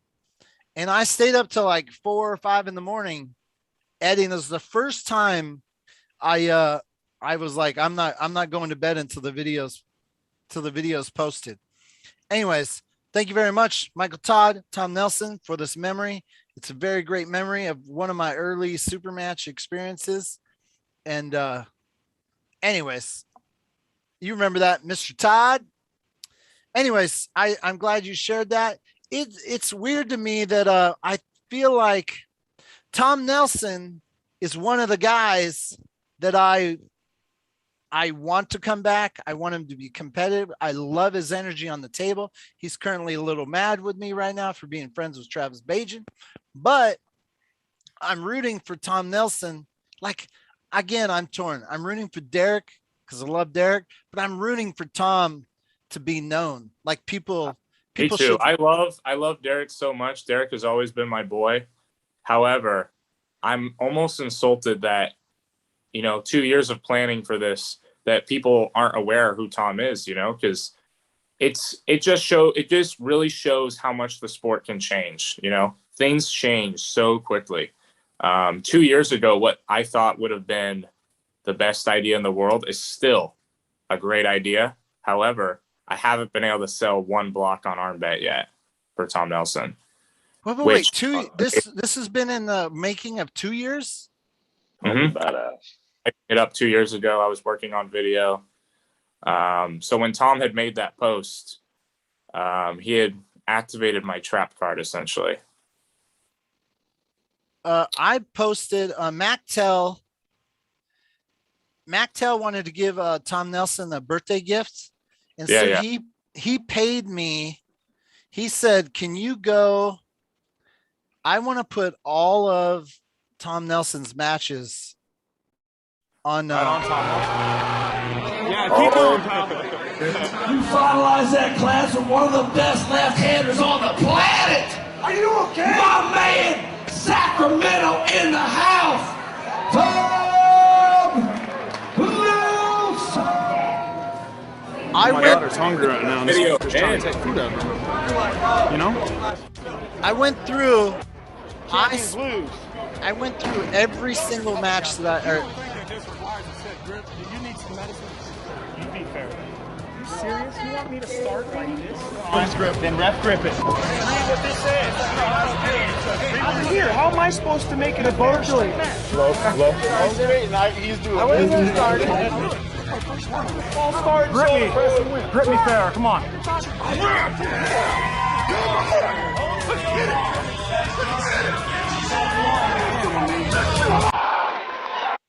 Okay, I forgot I used some Metallica and they Wow. I don't want to get dinged again, but this I can't wait to reshare the HD version. That's in like low res, but dude, this is the first time I went through my entire history of catalog to collect someone's matches, put them together. I edited the massive soundbite collection of Tom Nelson just messing with people on the grip. He's so good at the mind beforehand. And then he's an awesome arm wrestler. So I'm rooting for this to just be awesome and get Tom's name out there. And hopefully he is back because I love me some Tom Nelson. Well, let me tell you this. Let me throw this. Let me throw this out there for anybody out in California around Tom Nelson. If you are looking to get into the arm wrestling YouTube game for whatever godforsaken reason, and you just take a camera and you figure out a way to for Tom Nelson to let you follow him around and watch him do arm wrestling stuff and film him, that's like 1 million subs in a year probably, because the guy is hilarious. Hey, Aaron Yearsley, where'd you go? Sorry, we were getting to you. Can you read Hermes Desperini, $4.99 super chat? Hermes Desperini, where am I looking here? Gary doesn't know well-known guys half the time. Not surprising, he doesn't know Kyle. Gary didn't even know when the Levin match was. Get good, Gary. Get good, Gary. Come on, man. I gotta be honest. It's true, dude. You can be the master of one thing or barely passable at everything. And I feel with arm wrestling, there's so much going on. Like, I don't F it. I'm trying to be good at editing. I'm trying to have a platform to like bring the community together and talk about shit, but I know that I'm the worst. And I don't know. My memory is terrible. Dude, it's real bad. We also I have was watching a $2 super chat from Carolyn Looms. Aaron, your video with Monster Michael Todd beating him was great. Aaron, where'd you go? Oh, he just left. 217-499 says, Gary, I know how hard that is to do. It's so much work finding all of one person's matches. Respect. Yeah. That was really hard work. And luckily they were willing to, I mean, I think I don't know. I made like $3 an hour on that video. Yeah. It's one of those things where someone's like, hey, can you pay me to find all their matches? And I'm like, okay, $200 make a video. I don't know. It was 200, 250. And then I end up working on it for like 2 weeks. I'm like, it took so long. To Levin Gasparini, everybody's asking about how to get a working link to Monster Michael Todd. As far as I know, that is the working link. It might be something with their we got it. We got it. Out? They're coming in. Coming in. Got it figured out. Bam. Stand by. Oh, Monster Michael Todd. You guys are the stars, but I want to just finish up with Kyle just a little bit about his event. You guys mind? I don't mind. You don't mind? You don't mind hanging out? Okay. I can hang out for a bit. Yeah. Okay. I'll do whatever you need, Gary. What's up? What's up, guys? Hey, man, just got back from 6,500 miles in 23 days. Been home. Oh, you guys are home now. Yeah, we're home for 5 more days, and we leave out for the north central portion on Labor Day. Hashtag RV life. How is life on the road? Love it. We're actually getting pretty good at it, man. We are. We've done 11,200 miles in a total of 44 days. Are you staying at RV parks, or are you just pulling over wherever? Both. We do a lot of boondocking. We boondocked in probably the most beautiful place ever, the Oregon coast. There's 3 sisters. We watched the sunset the next morning. We hiked down and we saw this cave where the ocean was come crashing in. I mean, just pictures don't do it justice. Words don't do it justice. Just something you have to see yourself. You'll never guess what I've been doing for the last 48 hours. I've noted. Dude, I was talking to my friend Fletcher in Oregon. He's been building his own van. And I was like, dude, I got to get something smaller. I can't get a 5th wheel, but I've been researching some B class, C class, B plus class. I've been researching layouts, watching review videos. And I'm like, I told my wife, I was like, we got to get something so we could hit the road. Anyways, it's addicting. It really is, man. I mean, we are so blessed to be able to do this right now. I'm going to be honest. My arm is tore up. That's from the strap. Oh, man. I probably pulled a couple hundred matches. I mean, Kyle was one of them, we did a lot of arm wrestling. So I'm not back. You were going crazy that day, pulling everyone. Oh man, you should wait till you see the footage. It comes out tomorrow or Thursday with the Salt Lake City crew of Bob Brown's. Oh God, dude, just brutal. When I was watching your recap of your East Coast road trip, you were saying it took you a while to figure out, like, you think you bit off more than you could chew. What's the right balance towards driving, creating meetups? And we're horrible at it. I can't say no. And every time somebody wants to do something, I'm like, all right, cool, we'll make it happen. So yeah, I'm absolutely horrible at this. Yeah. Devin was like, you should try and arm wrestle every 3 days. Michael arm wrestles every day, every day, because there's always someone messaging, hey, I'm here. Can I bring some friends? And, it ends up being 20, So how many, let's say you stop at Bob's, the Salt Lake, where would be like a next meetup? How many miles? Like, would you at least make it a day's drive or a half day's drive? Man, think about it. Just do the math. If I did 6,500 miles in 23 days, that's over 250 miles a day. And there's days that I didn't drive anywhere because I stayed at Bob's 2 nights, or I stayed somewhere 2 nights. I stayed at, Bill Collins. We weren't supposed to be home until about 5 hours from now, but Stan Efferding had to go out of town, so I couldn't train with him Sunday. So, but I was supposed to meet up with John Jones last night at like 7 o'clock. And I'm thinking, I don't want to sit around for 2 days. I'll just catch him when we come back through in November. So we drove 640 miles straight through on Sunday to get home. But yeah, I don't know, man. We're doing like this next trip. I'm going to pull in Kansas, in Eudora, Kansas on the 7th. I'll pull in Sioux Falls on the 8th. I may be pulling in Fargo on the 9th. Andrew Wignowski, those guys in Duluth on the 10th. Hey, I'm going to be in Chicago the 13th. Chris Chandler setting up a huge practice. 13th, I should be here. I'm Yeah. moving. Our house is closing on the 15th, and then we're out of here. Yeah, he said Crazy. there's probably gonna be like 100 people there.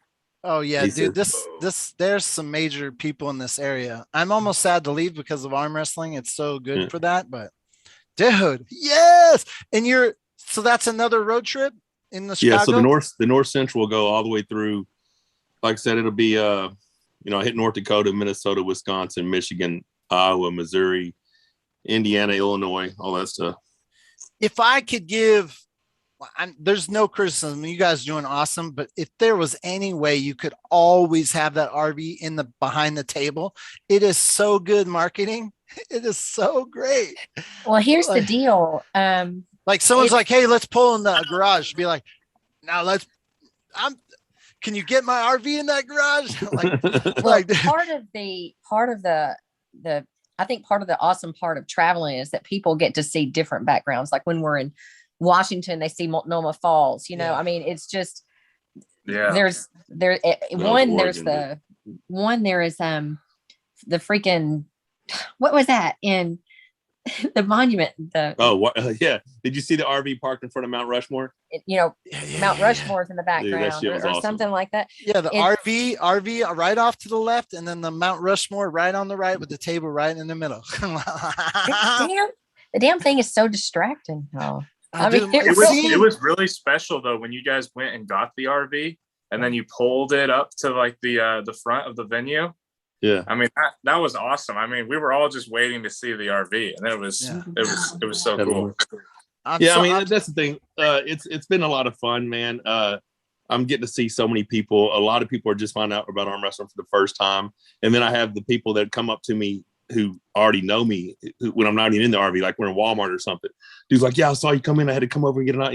That's like can't get a selfie and shit. So it's cool, man. Like I said, I feel truly blessed, and we have 4 more. We've only done 2 of 6 legs. So the next leg starts next Monday, North Central. And then we're Mid-South, which will be over in Savannah for 9-line. And then we'll come back through Orlando. And we're going to be at Corey and Todd's match. Then we're home for like 11 days. Then we're doing all the way out Vegas, Phoenix. Hopefully I can hook up with John Brzenk and San Diego and all that. And then come back through. And then we finish up the year down. We can go all the way down to Key West. So we'll hit Florida a couple times this year. What's the date for when you're going to be in San Diego, if you don't mind me asking? I don't have it mapped out specifically, but we'll probably leave on the 29th, 30th, probably around the 6th or 7th of November. You are not getting bogged down in content? That does not get any better. Let me know when you're coming. I am getting so bogged down. What'd you say, Kyle? Sorry. Let me know when you're coming to San Diego, and we can try to make something big if you want to do something. Oh, yeah, definitely. We're going to go to SeaWorld and San Diego Zoo and stuff, but outside of that, I'll definitely do some pulling. He wants to know if I was getting bogged down in content. Oh, yeah, I know. Yeah, so we're trying to catch up, and we are pretty well caught up on this one because we had some downtime where I was just driving and she was just edit. But, yeah. The RV channel. The thing to look the forward RV to. channel. We got so much shit on her channel that we haven't put out yet. We're so far behind on Wait, what's your RV channel? Rebecca Todd, My Life with the Monster. Oh my God, that's why I was so confused. I was like, how come there's not more RV videos? I didn't realize you were putting them on another channel. Well, we had a guy after Dubai tell us, listen, he had 7.5 million subs. He's like, dude, YouTube knows you as an arm wrestling channel. If you start putting something else on it, it's going to mess up the algorithm. Just stick with arm wrestling. You're hot. Arm wrestling's hot. Create a different channel for all your lifestyle stuff. So that's what we did. I honestly think her lifestyle channel or our lifestyle channel will eventually pass my channel because there's just more people out there that care about, traveling and doing shit, right? Shit, this is why I wanted to talk to you guys. Oh my God. Okay. But you could still sneak a few pieces in there. We've been doing a little bit, Yeah. Damn. Hey, I got a question. Important question, because you mentioned Corey and Toddzilla, right? Now, All right. I'm having a lot like I really, really, really like Corey, and I really, really respect Toddzilla. So, from your standpoint, if you were gonna like nail down, like, look, here's number one and number two, this is why Corey is the guy to back in this match. What would those two big things be going into that match? Can you speak to that? Do you want me to let the secret out right now? Okay. No, okay. So I'm not 100% healthy right now, right? Yeah. Like COVID and the double pneumonia really affected me.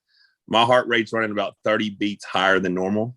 So my resting heart rate's about 30 higher. And because of that, I don't have the muscular endurance. I don't have my arm is pretty strong. You're going to see the video from Salt Lake. You're going to be, it surprised me. It surprised Bob, everybody. I pulled Corey tonight. I told people, I said, listen, I would not be surprised if Corey has to pull the band and me. Wow. And I wasn't far off. We just measured his wrist tonight. It's 9.5 inches. When we started training together 2.5 years ago, he had an 8.5-inch wrist. My wrist is still right at 9. It's been the same for 2.5 years. His is 9.5 inches. He's 424 pounds. And there is something different about him since he tore his bicep. Yeah. There's something different. He is not the same passive, in 5 years, I want to be here level. It's like, I'm coming after everybody. And there's a very big, we measured his skull tonight, 26.5 inches. I don't know what skull size has to do with anything. Care. But it was like 25 and a half. It means that boy's growing, getting bigger. I've never heard anyone measure a skull before. Well, Devin started all that shit. And Jeffrey Dahmer. there's just something different about him. And what he said tonight about sitting around while people are talking about them being the next big thing or whatever, and he knows they're not. That was his words. I'm gonna tell you, if anyone's gonna take over North American arm wrestling super heavyweight, it's gonna be Corey West. Nice. Right. And if he does it, it's not that far away. I mean, it's. I like Todd a lot, and Todd's an amazing arm wrestler. He's very strong. He's a huge list of accomplishments. And I've been wrong, because I never in the world thought Dev was going to beat me 6-0, So bad. But I cannot see a lane that Todd wins a single match. I can't see a lane. He's too big. I don't think Todd can even get a hold of him the way he needs to. I think Todd's going to run right into his wrist bone trying to grab, and he's going to be too far down his arm. He's going to get, it's too much mass moving sideways, Oh, you did something there. That's me. Check it out. Oh, go subscribe. Uncle John, I could tell he was getting annoyed. We were getting off topic, becoming an RV channel. Oh, so I just want to show you here. I'm subscribing. You're at 2.45. I hope you guys grow. I'm now subbed, and man, I was like, where's the RV videos? I was a little confused. Yeah. But awesome. that's my answer. Hopefully, John, that helps. So, like I said, none of us know anything. I can't find the rest of them again. We don't. None of us have any. We just have our opinions, right? Yeah. What this guy versus this guy, we don't know anything. The only thing we know for a fact is on May 28th, Devin was better than me. The rest of the elites, we don't know. We don't know. We're just guessing. There's just no data. No data. No, there's not enough, and it's been the data is too old. Yeah. I mean, you got a video practice pulling of Todd beating Corey, but Corey hadn't lifted in 4 months because he tore his bicep. Right. And on that same day, Don Underwood was beating Corey, and Don Underwood's never beat Corey. Right. So, I mean, there's just not enough data and not enough accurate data to make, educated. Oh shit. I mean, and we, like I said, we can still have your opinions. It's just and that's what it comes down to. Until we see actual competition, it's just you go who your favorite is most of the time. Like, oh, I like this guy, I'm gonna say him. I don't know. Corey's very, very, very strong. Yeah. He is. Yeah. Well, he sends me a video every, once a month or so, and the numbers that I see on his lifts are just like astronomical, right? Like he's a weirdo. He is weird. And the thing about it is he's such a good guy. He is. Like, Oh yeah. arm wrestling compliments aside, potential aside, as far as being a good human being, that kid's got it in spades, you know? Yeah, He's I just agree. a good kid. Mr. Monster Michael Todd, we were talking to Kyle Depew. He's got a match coming up or event coming up where Tom Nelson is coming back out. Nobody's giving him any love. He's not getting No staking he's whatsoever. not getting any stakes. You've pulled the man a million times. Should we be discounting his chances against Derek Smith here? I hate being the asshole, but I just talked about this on my channel, and it's the second time we've talked it's about the it. same thing. Sorry. There's just Tom's been out of the game too long. There's not enough data to suggest that. I mean, you're talking about a 6'8" giant who is constantly improving. How does a 6'2", 250-pound guy who is past the years, and I don't want to say past his prime, but past the years where he was passionate about arm wrestling? And the thing is, if you've been out of serious competition as long as Tom has, you can't just get back excited about it in 6 months and be a man, be the man again. It would be amazing if he does. Yeah, it would be amazing. And I can only go off my private conversations with Tom, right? I know he's not had much time to prepare, and his prep before I had got a hold of him was not much. However, he had been preparing when he had made the post, and he keeps assuring me all the time that he's never been more passionate and he's never taken it this serious before in terms of weightlifting, diet, lifestyle, everything. I mean, he goes on vacations with his family and he's still bringing bands, weights. He says he's completely focused in isolation, trying to become the best he can become for this. So if I'm going to believe work him, for UPS, I honestly don't know. I would assume so.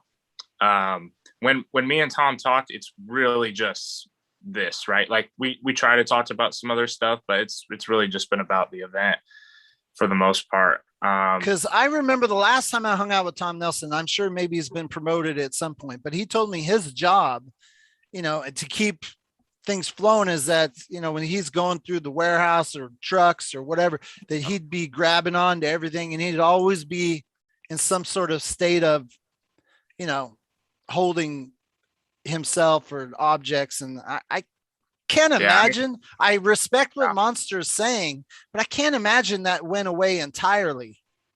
And I'm not saying it has. And here's the thing. I hope you're right, Kyle. And I would love to see a very motivated, passionate Tom Nelson back again, because he is a character. He has a very enthusiastic personality. So it would be great to have him. But that being said, Derek has not taken a backward step yet. No, he's not constantly training. I mean, as far as potential wise, I would assume Derek has way more potential to be a great arm wrestler than me due to his sheer size. You know what I mean? I mean, absolutely. Whether he ever fulfills that potential or not is yet to be seen. But you're talking about a giant of a man who has arm wrestling skill. If the power ever comes with that frame, then it's definitely exciting to see what's going to happen. And okay, I'm going to go ahead and say that. That being said, I don't think there's a version of Derek that will ever beat the potential that Corey has. And Corey's not as big a man as Derek, frame-wise.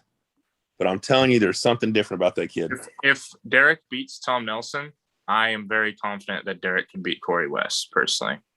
That's because you have no idea who Corey West is. And Tom Nelson's nowhere near Corey West. I have no idea of Corey West as comparison to you, of course. However, I mean, I've studied Corey for a while. I've talked to pretty much everyone about Corey, trying to get an idea.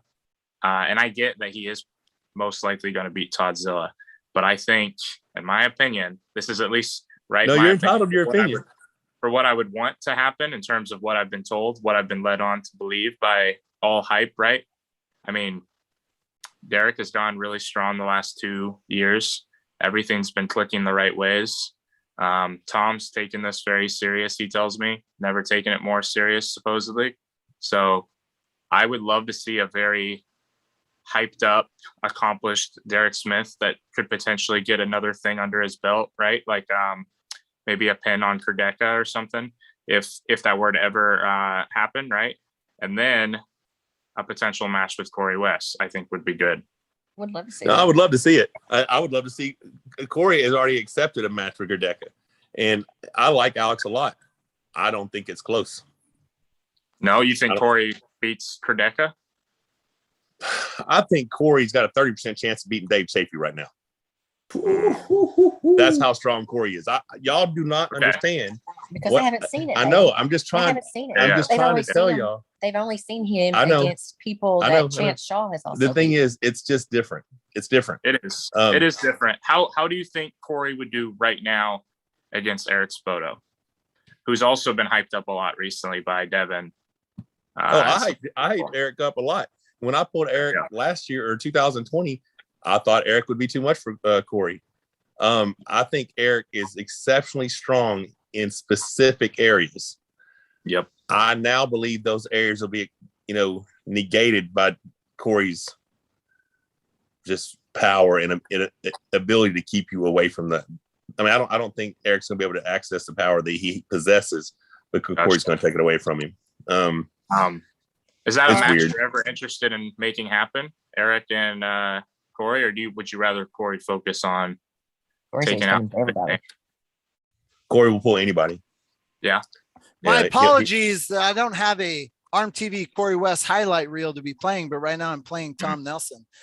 Yeah. I just can't believe I appreciate how much that. time I spent capturing these. I mean, matches. we're gonna find out October 16th if I'm full of shit or not. Yeah. But I don't think I am. I mean, well, I here's just don't the think I thing. am. You know better than anyone. So The thing with Tom Nelson, it's real for sure. I want to be able to see it, and I want to be able to enjoy it, because I totally think Corey will beat Toddzilla, despite all of Todd's greatest accomplishments. Right? I just think I want to stop you just there for a second. So you're telling me you think Corey will beat Toddzilla, but if Derek beats Tom Nelson, I think he also Derek beats could beat Toddzilla. Corey West. You said you think yeah, he'll also. I would. Okay, Well, because you're it's now the fact that I comparing want Todd to see that match, right? Because You're I comparing think Todd Derek, Hutchins to Tom Nelson, and they are miles apart in accomplishments. in accomplishments, Todd still has a lot of accomplishments against pretty much everyone on the right arm that date back early 2000s. However, whether those accomplishments matter right now is the bigger question. He did come off to draw the comparison would be tough. However, I'm just going off a lot of hype, a lot of motivation, right? I do think if Derek makes quick work of Tom, then I expect him to do that. I expect him to do that, honestly. Yeah, it's interesting. It's exciting. I mean, that's what's fun right now is everything is speculation until we see the arms on the table, But definitely. the thing I would like to say about Tom Nelson, win or lose, he always makes for good TV. So I think I have a question. Go ahead. I think it's a good. Isn't Derek and Tom left-handed? No, Tony Tomlinson and Tom's left-handed. Tony Tomlinson. Yeah, it's right-handed. Which is an Derek interesting. Smith. That's an interesting conversation as well, because you got Derek, who's ranked number 9 in North America, left-handed, and I think Tony's who's not ranked at all. Yeah. However, Tony has a 2-2 record with Cody Merritt. So Really? there's a lot of reasoning, and Derek's own What's the reasoning age of for Cody? why we needed Tony to be the left-handed guy to go up against Tom. He just deserves it more, has more he can offer to Tom left-handed right He's now. another good guy. Tony's a good guy. Really He came good to the Monster Michael Todd last year. Really enjoyed hanging out with him. He's a good kid. Very good kid. Definitely. Hey, do you guys know what Tom Nelson will be weighing? Somewhere between 250, 260. So he's going to be outweighed. That's by a Derek. heavier Tom Nelson, though. He's going to be outweighed by Derek still by about 100 pounds. And then, Tony cut down from 360 to 330. He was expecting to get as low as 300. However, he around 330 decided he needed to start prioritizing strength and endurance at that weight, try to stable out a little bit, not lose any more. So that's what Tony did. Hey, guys, I'm going to have to wrap up the show in like 5 minutes. Before we go, Monster Michael Todd, can I get a question to you about amateurs? Sure. We There was a topic a few days ago on. I got you. I already know what it is. All right. Yeah. So Ryan was answering the question wrong because he didn't fully understand the question. He's talking about pros pulling amateurs. The question is, should amateurs get to pull amateurs and pros and open in all the classes? It takes too long. Absolutely, they should. You should arm wrestle as much. If you have a class that I can enter, guarantee yourself I'm entering it. You know what I'm saying? Yeah. So if there's a master's class and your ass is old, you're going to arm wrestle me because I'm entering it. You know what I'm saying? So if you're an amateur and you can enter amateur and open, by all means, enter everything. Now, that's not coming from the fact that I'm a promoter and I get extra entry fees. It's from the fact that the more arms you pull, the better you're going to get. People are like, oh, you should practice at home. No, you need to practice ready goes. You need to practice everything. My opinion, when I started, there was no amateur arm wrestling. That's why I'll never be amateur Buena Park world champ, because I had already been pro before then, right? Yeah. But I think you should be able to enter everything. If there's a class that you qualify for and you want to pay the entry fee, you should be able to enter everything. Okay. Somebody's saying that it offends, if it offends me and it's a waste of my time, then maybe you shouldn't show up. Okay, Uncle John, I your think that's response his take on yoga. since you feel differently, what is your response? Well, I was really interested to ask you, Michael, since you say that you never did amateur because it didn't exist at that time. I have like a half a dozen amateur trophies because in Texas there was a few tournaments that I went to that were amateur, and I was still new enough that I entered amateur and open. Okay, so do you think that, because I'm at this point, I'm kind of like, there's nothing I understand the idea of building amateurs up and giving them a place where they can feel success and all, and go in a bit of a lower intensity. But I'm also see the value in just throwing everyone in the same pot and kind of trial by fire. I think if you throw the newer guys with the older guys, you're probably going to see less arm breaks. Do you agree with that? Or do you think there is any value in throwing everyone in from a low level person to I'm going to answer this question, and I'll let Rebecca, if she has an answer too. Sure. Here's the deal. Some pros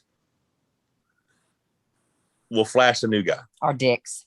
You know? If you do that, you're a dick. And Sorry. I've seen other guys who will hold somebody and let them pull until they break their own arm. Sure. You know? And I think that's horrible. Oh, so then what do? You're saying You don't flash hold them then- safely. You take You them pin out of them power. safely. Yeah. You don't have to explode on a new guy. You can grab him, control him, and pin him, drag him away from his arm, keep him safe, pin him, put him out of the, don't people. I used to take him out of his misery. Yeah, I catch so much shit. I used to. Or like, why don't you pull him like Devin does? You're just an ego. I'm like, no, I don't want to hurt the dude. If I'm doing a king of the table against new people, I'm gonna grip him, let him go. I'm gonna pin him easy. I'm gonna pat him on the back and say next. I'm not gonna let this dude twist around and contort and snap his shit on me. You know. Now that's a different topic altogether. But I just think we're not getting rid of amateurs. It's not gonna happen. It's gonna be there. Yeah. The question is not whether there should be amateurs, whether it should be open. The question is specific to, is it okay to let an amateur guy, someone who qualifies to pull the amateur class, pull that class as well as test himself against the pros or the open? And I 100% believe that guy has the right.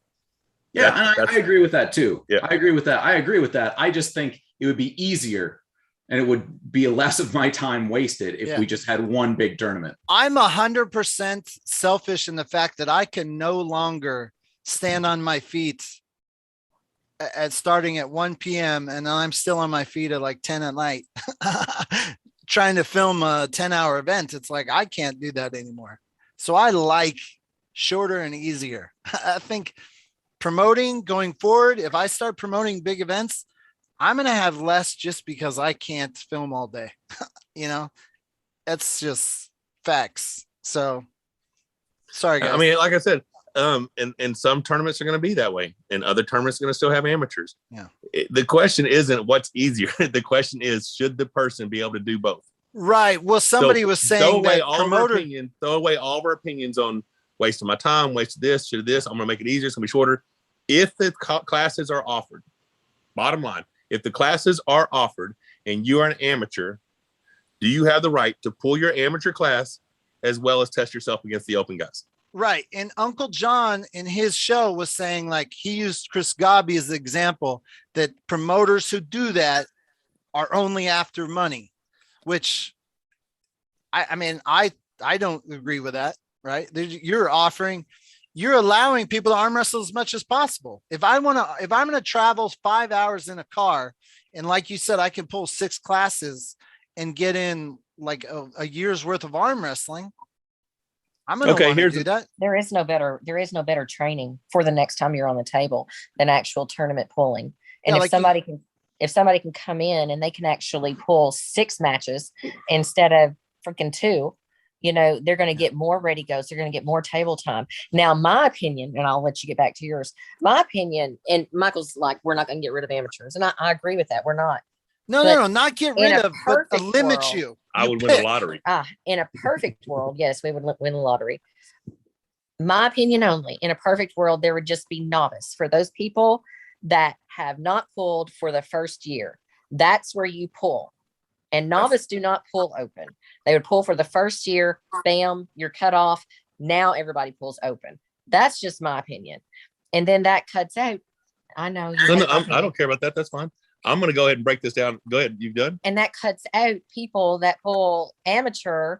I've had people that come in that have won world championships, and because they haven't pulled in 6 years, go back and pull amateur. I think that's bunk. Yeah, she's not a fan of that. Not a fan of that. I'm going to break this down to you guys real quick. And if it's a matter of wasting your time, if it's a matter of more entries in a class, are you telling me that when I used to weigh 198 and I would show up at a state tournament, pull 198 right, left, 242 right, left, supers right and left, I was wasting your time? No, that's completely different, because that is open. Those are matches I want to see. But so now you're making it selfish about what you want to see. It's all about the right. That's what I'm saying. I'm admitting that it's selfish. That's what I'm telling you. But I'm just saying, if I have the right to pull multiple classes as a pro or an open, the amateur guy has the right to pull amateurs and open. And I agree with you, but I'm just saying, wouldn't it be easier if it was just one tournament? It would make my life a lot easier. See, I never saw that as the question being posed that way. I thought the question was, should the guy have the right to do it? And my answer is yes. But I see what you're saying. But that's it. I'm too specific when I read shit that I have to answer it as specific as the question was asked. He's that way in life too. Yeah, everything is on New Year's Eve when we went live for 24 hours. I can't remember what country. We had a gentleman on in the middle of the night from a country, and he said their country didn't have amateurs and they didn't have broken arms because all the amateurs had to pull the opens and all the open guys were safe with them and brought them down. Well, they got a bunch of good guys in that country. You know what I'm saying? But he was saying it's actually America doesn't have that. We got a lot of good guys, but we got a lot of not good guys. And I've just seen people be completely rude, with new guys. Yeah. And it's not even the season. I mean, it's not the seasoned pros. It's that guy who's just new to the pros, who's got that chip on it, who's got that chip on his shoulder still. You know what I mean? And that guy doesn't pull people, in my opinion. But that's the thing. If you jump in the class, it's not my job to keep you safe. It's your job to keep you safe. I agree with that. So, if I want to be a dick about it, I can be a dick about it, Yeah. Yeah. Kyle, will you have amateurs at your event and novice? It's not after this show. It's not a tournament. Oh, there's no tournament? No, I was very clear from the start. Everyone that's tried to make me do a tournament, I said that I wouldn't do a tournament that close to IFA Worlds. I don't believe in doing that. I mean, super matches. Heck, that's fun. Super matches and a really good party, and then potentially right after the party, some people can go to the after party. I'm still looking for some type of venue I could send people to that's a little bit more family friendly. That way everyone's taken care of. But a lot of people are coming for the whole weekend, so I want to make sure everyone has a fun time. Final question before we close up. Monster Michael Todd, you host a bunch of tournaments. What apologies for me not remembering. What is your go-to format for tournaments? Do you have novice, amateur, and pro? Novice and pro. Okay, so what we're doing right now, so my Arkansas State and the Spa City and the Campbell class that we had this year, they were all just amateur and open. We used to have multiple lady classes. And then, I'd have 3 right, 3 left, all that shit. Now I just have 1 right-handed class because the women quit showing up. Yeah. We are having the Monster Michael Todd International Pro-Am November 27th. So it's the Saturday after Thanksgiving. And it will be 154, 76, 98, 242 super amateur, 54, 76, 98, 242 super pro, I'm probably going to do a right and left ladies because we had a good turnout at the last one. And then maybe a master's class. I'm not sure because I don't want to hold a bunch of master's class. I think that's probably going to be it. It's probably going to be those 12 classes and then overall right and left. One more final question. When I go through some of these older footage of like the pro, like big TV tournaments, and I see the heavyweights 199 plus, do you like that from a promoter? Me? Yeah. Like if you had a bunch of money and you were putting on television, do you like the 199 plus? Because listen, if you have a bunch of money, it needs to be a bunch of money. If you have a bunch of money, you divide it up between a bunch of people, then there's not a bunch of money anymore. You know what I mean? So, I mean, honestly, and I'm a trophy dude. So there's only been a handful of times in my career that I got enough money that the trophy didn't matter. The rest of the time, the money I got, I don't even know what I did with it, but I still got that medal hanging out in the gym. So I'm a guy that thinks unless the money is significant, you need to tack on a little medal or something for me to have a memory of that shit. Yeah, nice. I mean, I'm just saying, I mean, I'm going to forget what I did with the money, but when I'm old and retired or whatever, I can go out there and look and that's a memory. That's something I was, and it just goes back to like, it's funny because I'd have that crazy memory. You can go out there and pick any trophy out and I'll probably tell you who I beat and what the weather's like. I was just going to ask you. Yeah. Is it still the same trophy? Still the Ron Bath one? No, the Ron Bath one was very significant back then. The belt, when I beat Andre Pushkar 6-0 for the PAL International World Championship, that one, because no one, even Ingan Terzi, no one picked me to win. And Neil Pickup had called me and said, hey, I just bet Igor, they bet $1,000 that he's going to smoke you 6-0. I'm like, dude, take that bet, but tell him I'm winning 6-0. And I got that belt hanging on the shelf, and that may not even be the biggest one. Beating Devin in 2018 at the WAL when, I was the reigning 2017 champ in the open weight. He was the heavyweight champ. People just seem to forget that I was the super heavyweight champ. And just because they put the two classes together, everybody just assumed Devin was the man. So that hammer, up on my shelf means a lot too. You've been around so long now. I mean, you're like multiple decades. You can't, I'm 31 years in this. I mean, in a week from now will be my 31st anniversary of my first tournament. Wow. Hey, we got a couple more super chats, and then we got we got Adam $5 says, Kyle, I'll drop some dough on Tom Nelson. Make Gary give you a couple bucks for hanging out. I don't need any bucks, but I appreciate that. I really do. Then we had, oh boy, that's a lot of space. Here's the other one. Random admin says, if you guys were to attribute belts to people like karate, how many belts would be between amateur and pro? Like 4. That's interesting. I think Devin had a belt system. Didn't Devin come up with something like that? I'm not sure. At one time. Ooh, to me, it's like novice, amateur, semi-pro, pro. And if you were going to throw an event with those 4 things, you'd have to go about it a certain way, right? So novices, of course, you've never pulled before. Amateurs, you want to pull an amateur, you can't win money. Pro, we have some type of money offered. And then semi-pro, you only have a set amount of people. They have to do a buy-in. It's winner take all. And then you get a sponsor on top of it, make it even better, right? That's how I view like a four belt if it were to be in a class. I feel like there's a topic here to talk more about.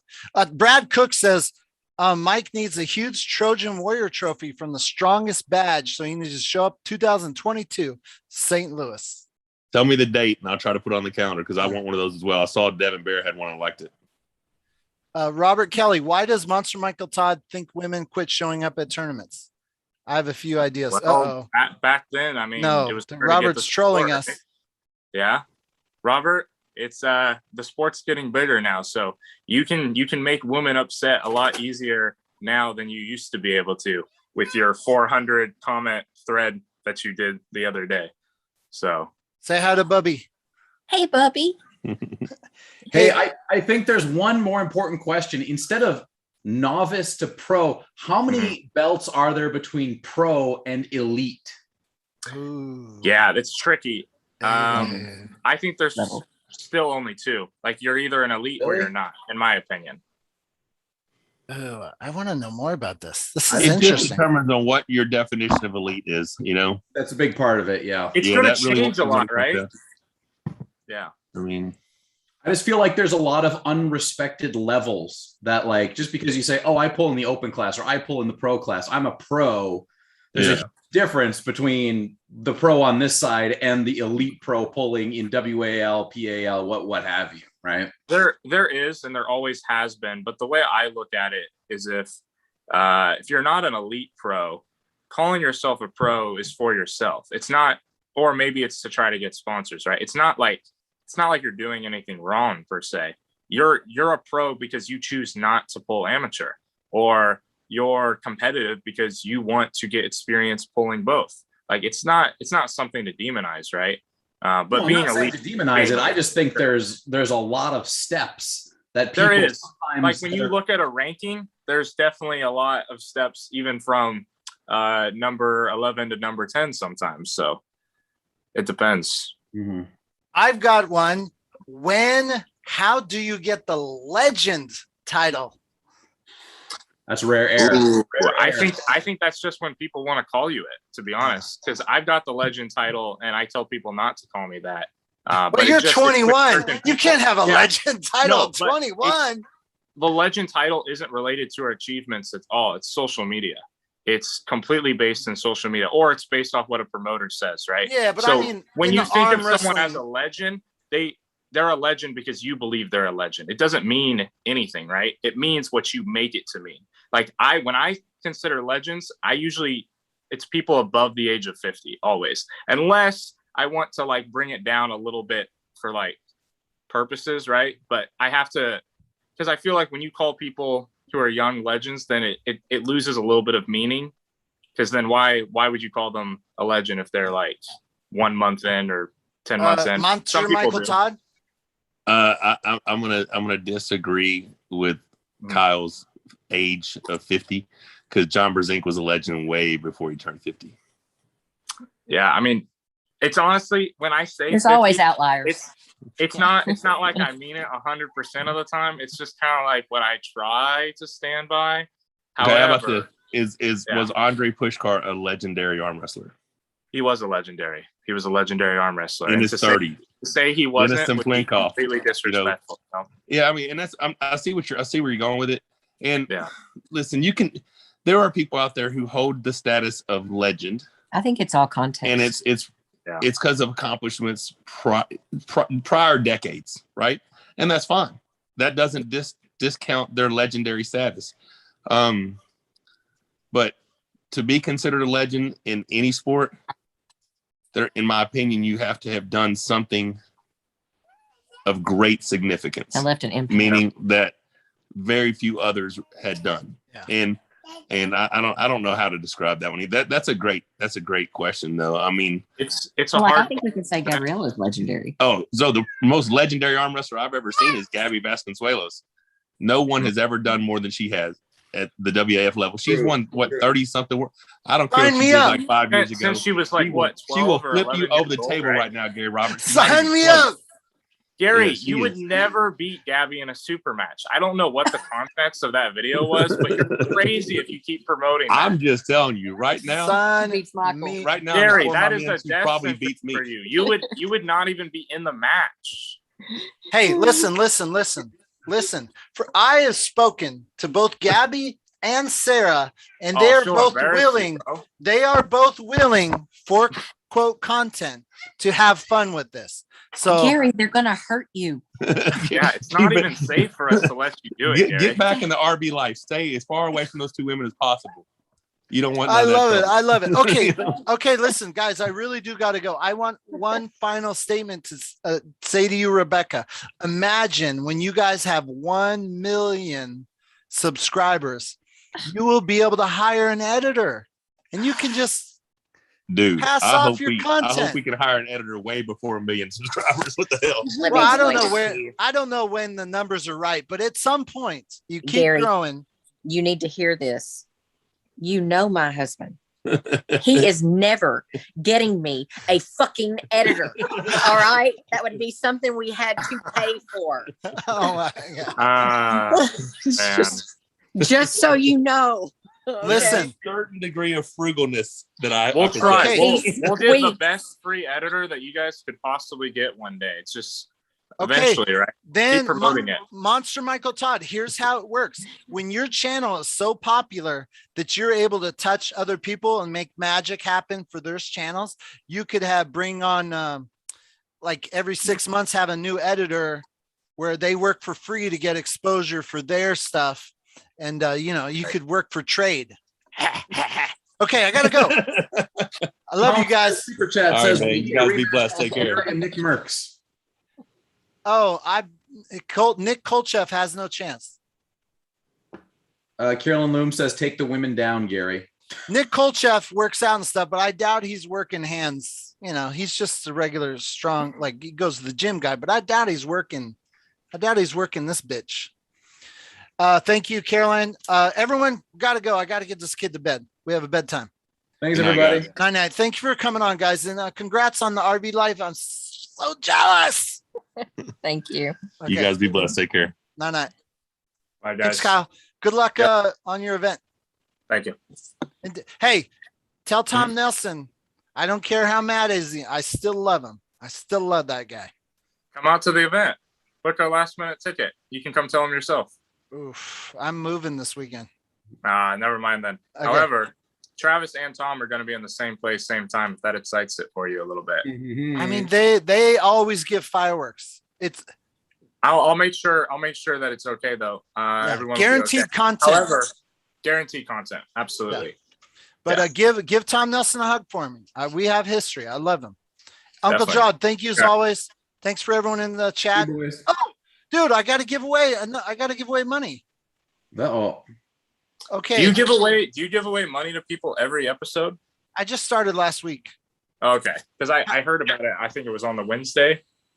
Because I watched last episode. However, I was like skipping around at parts that I was told to go watch. Okay, we've been on 2 hours and 5 minutes.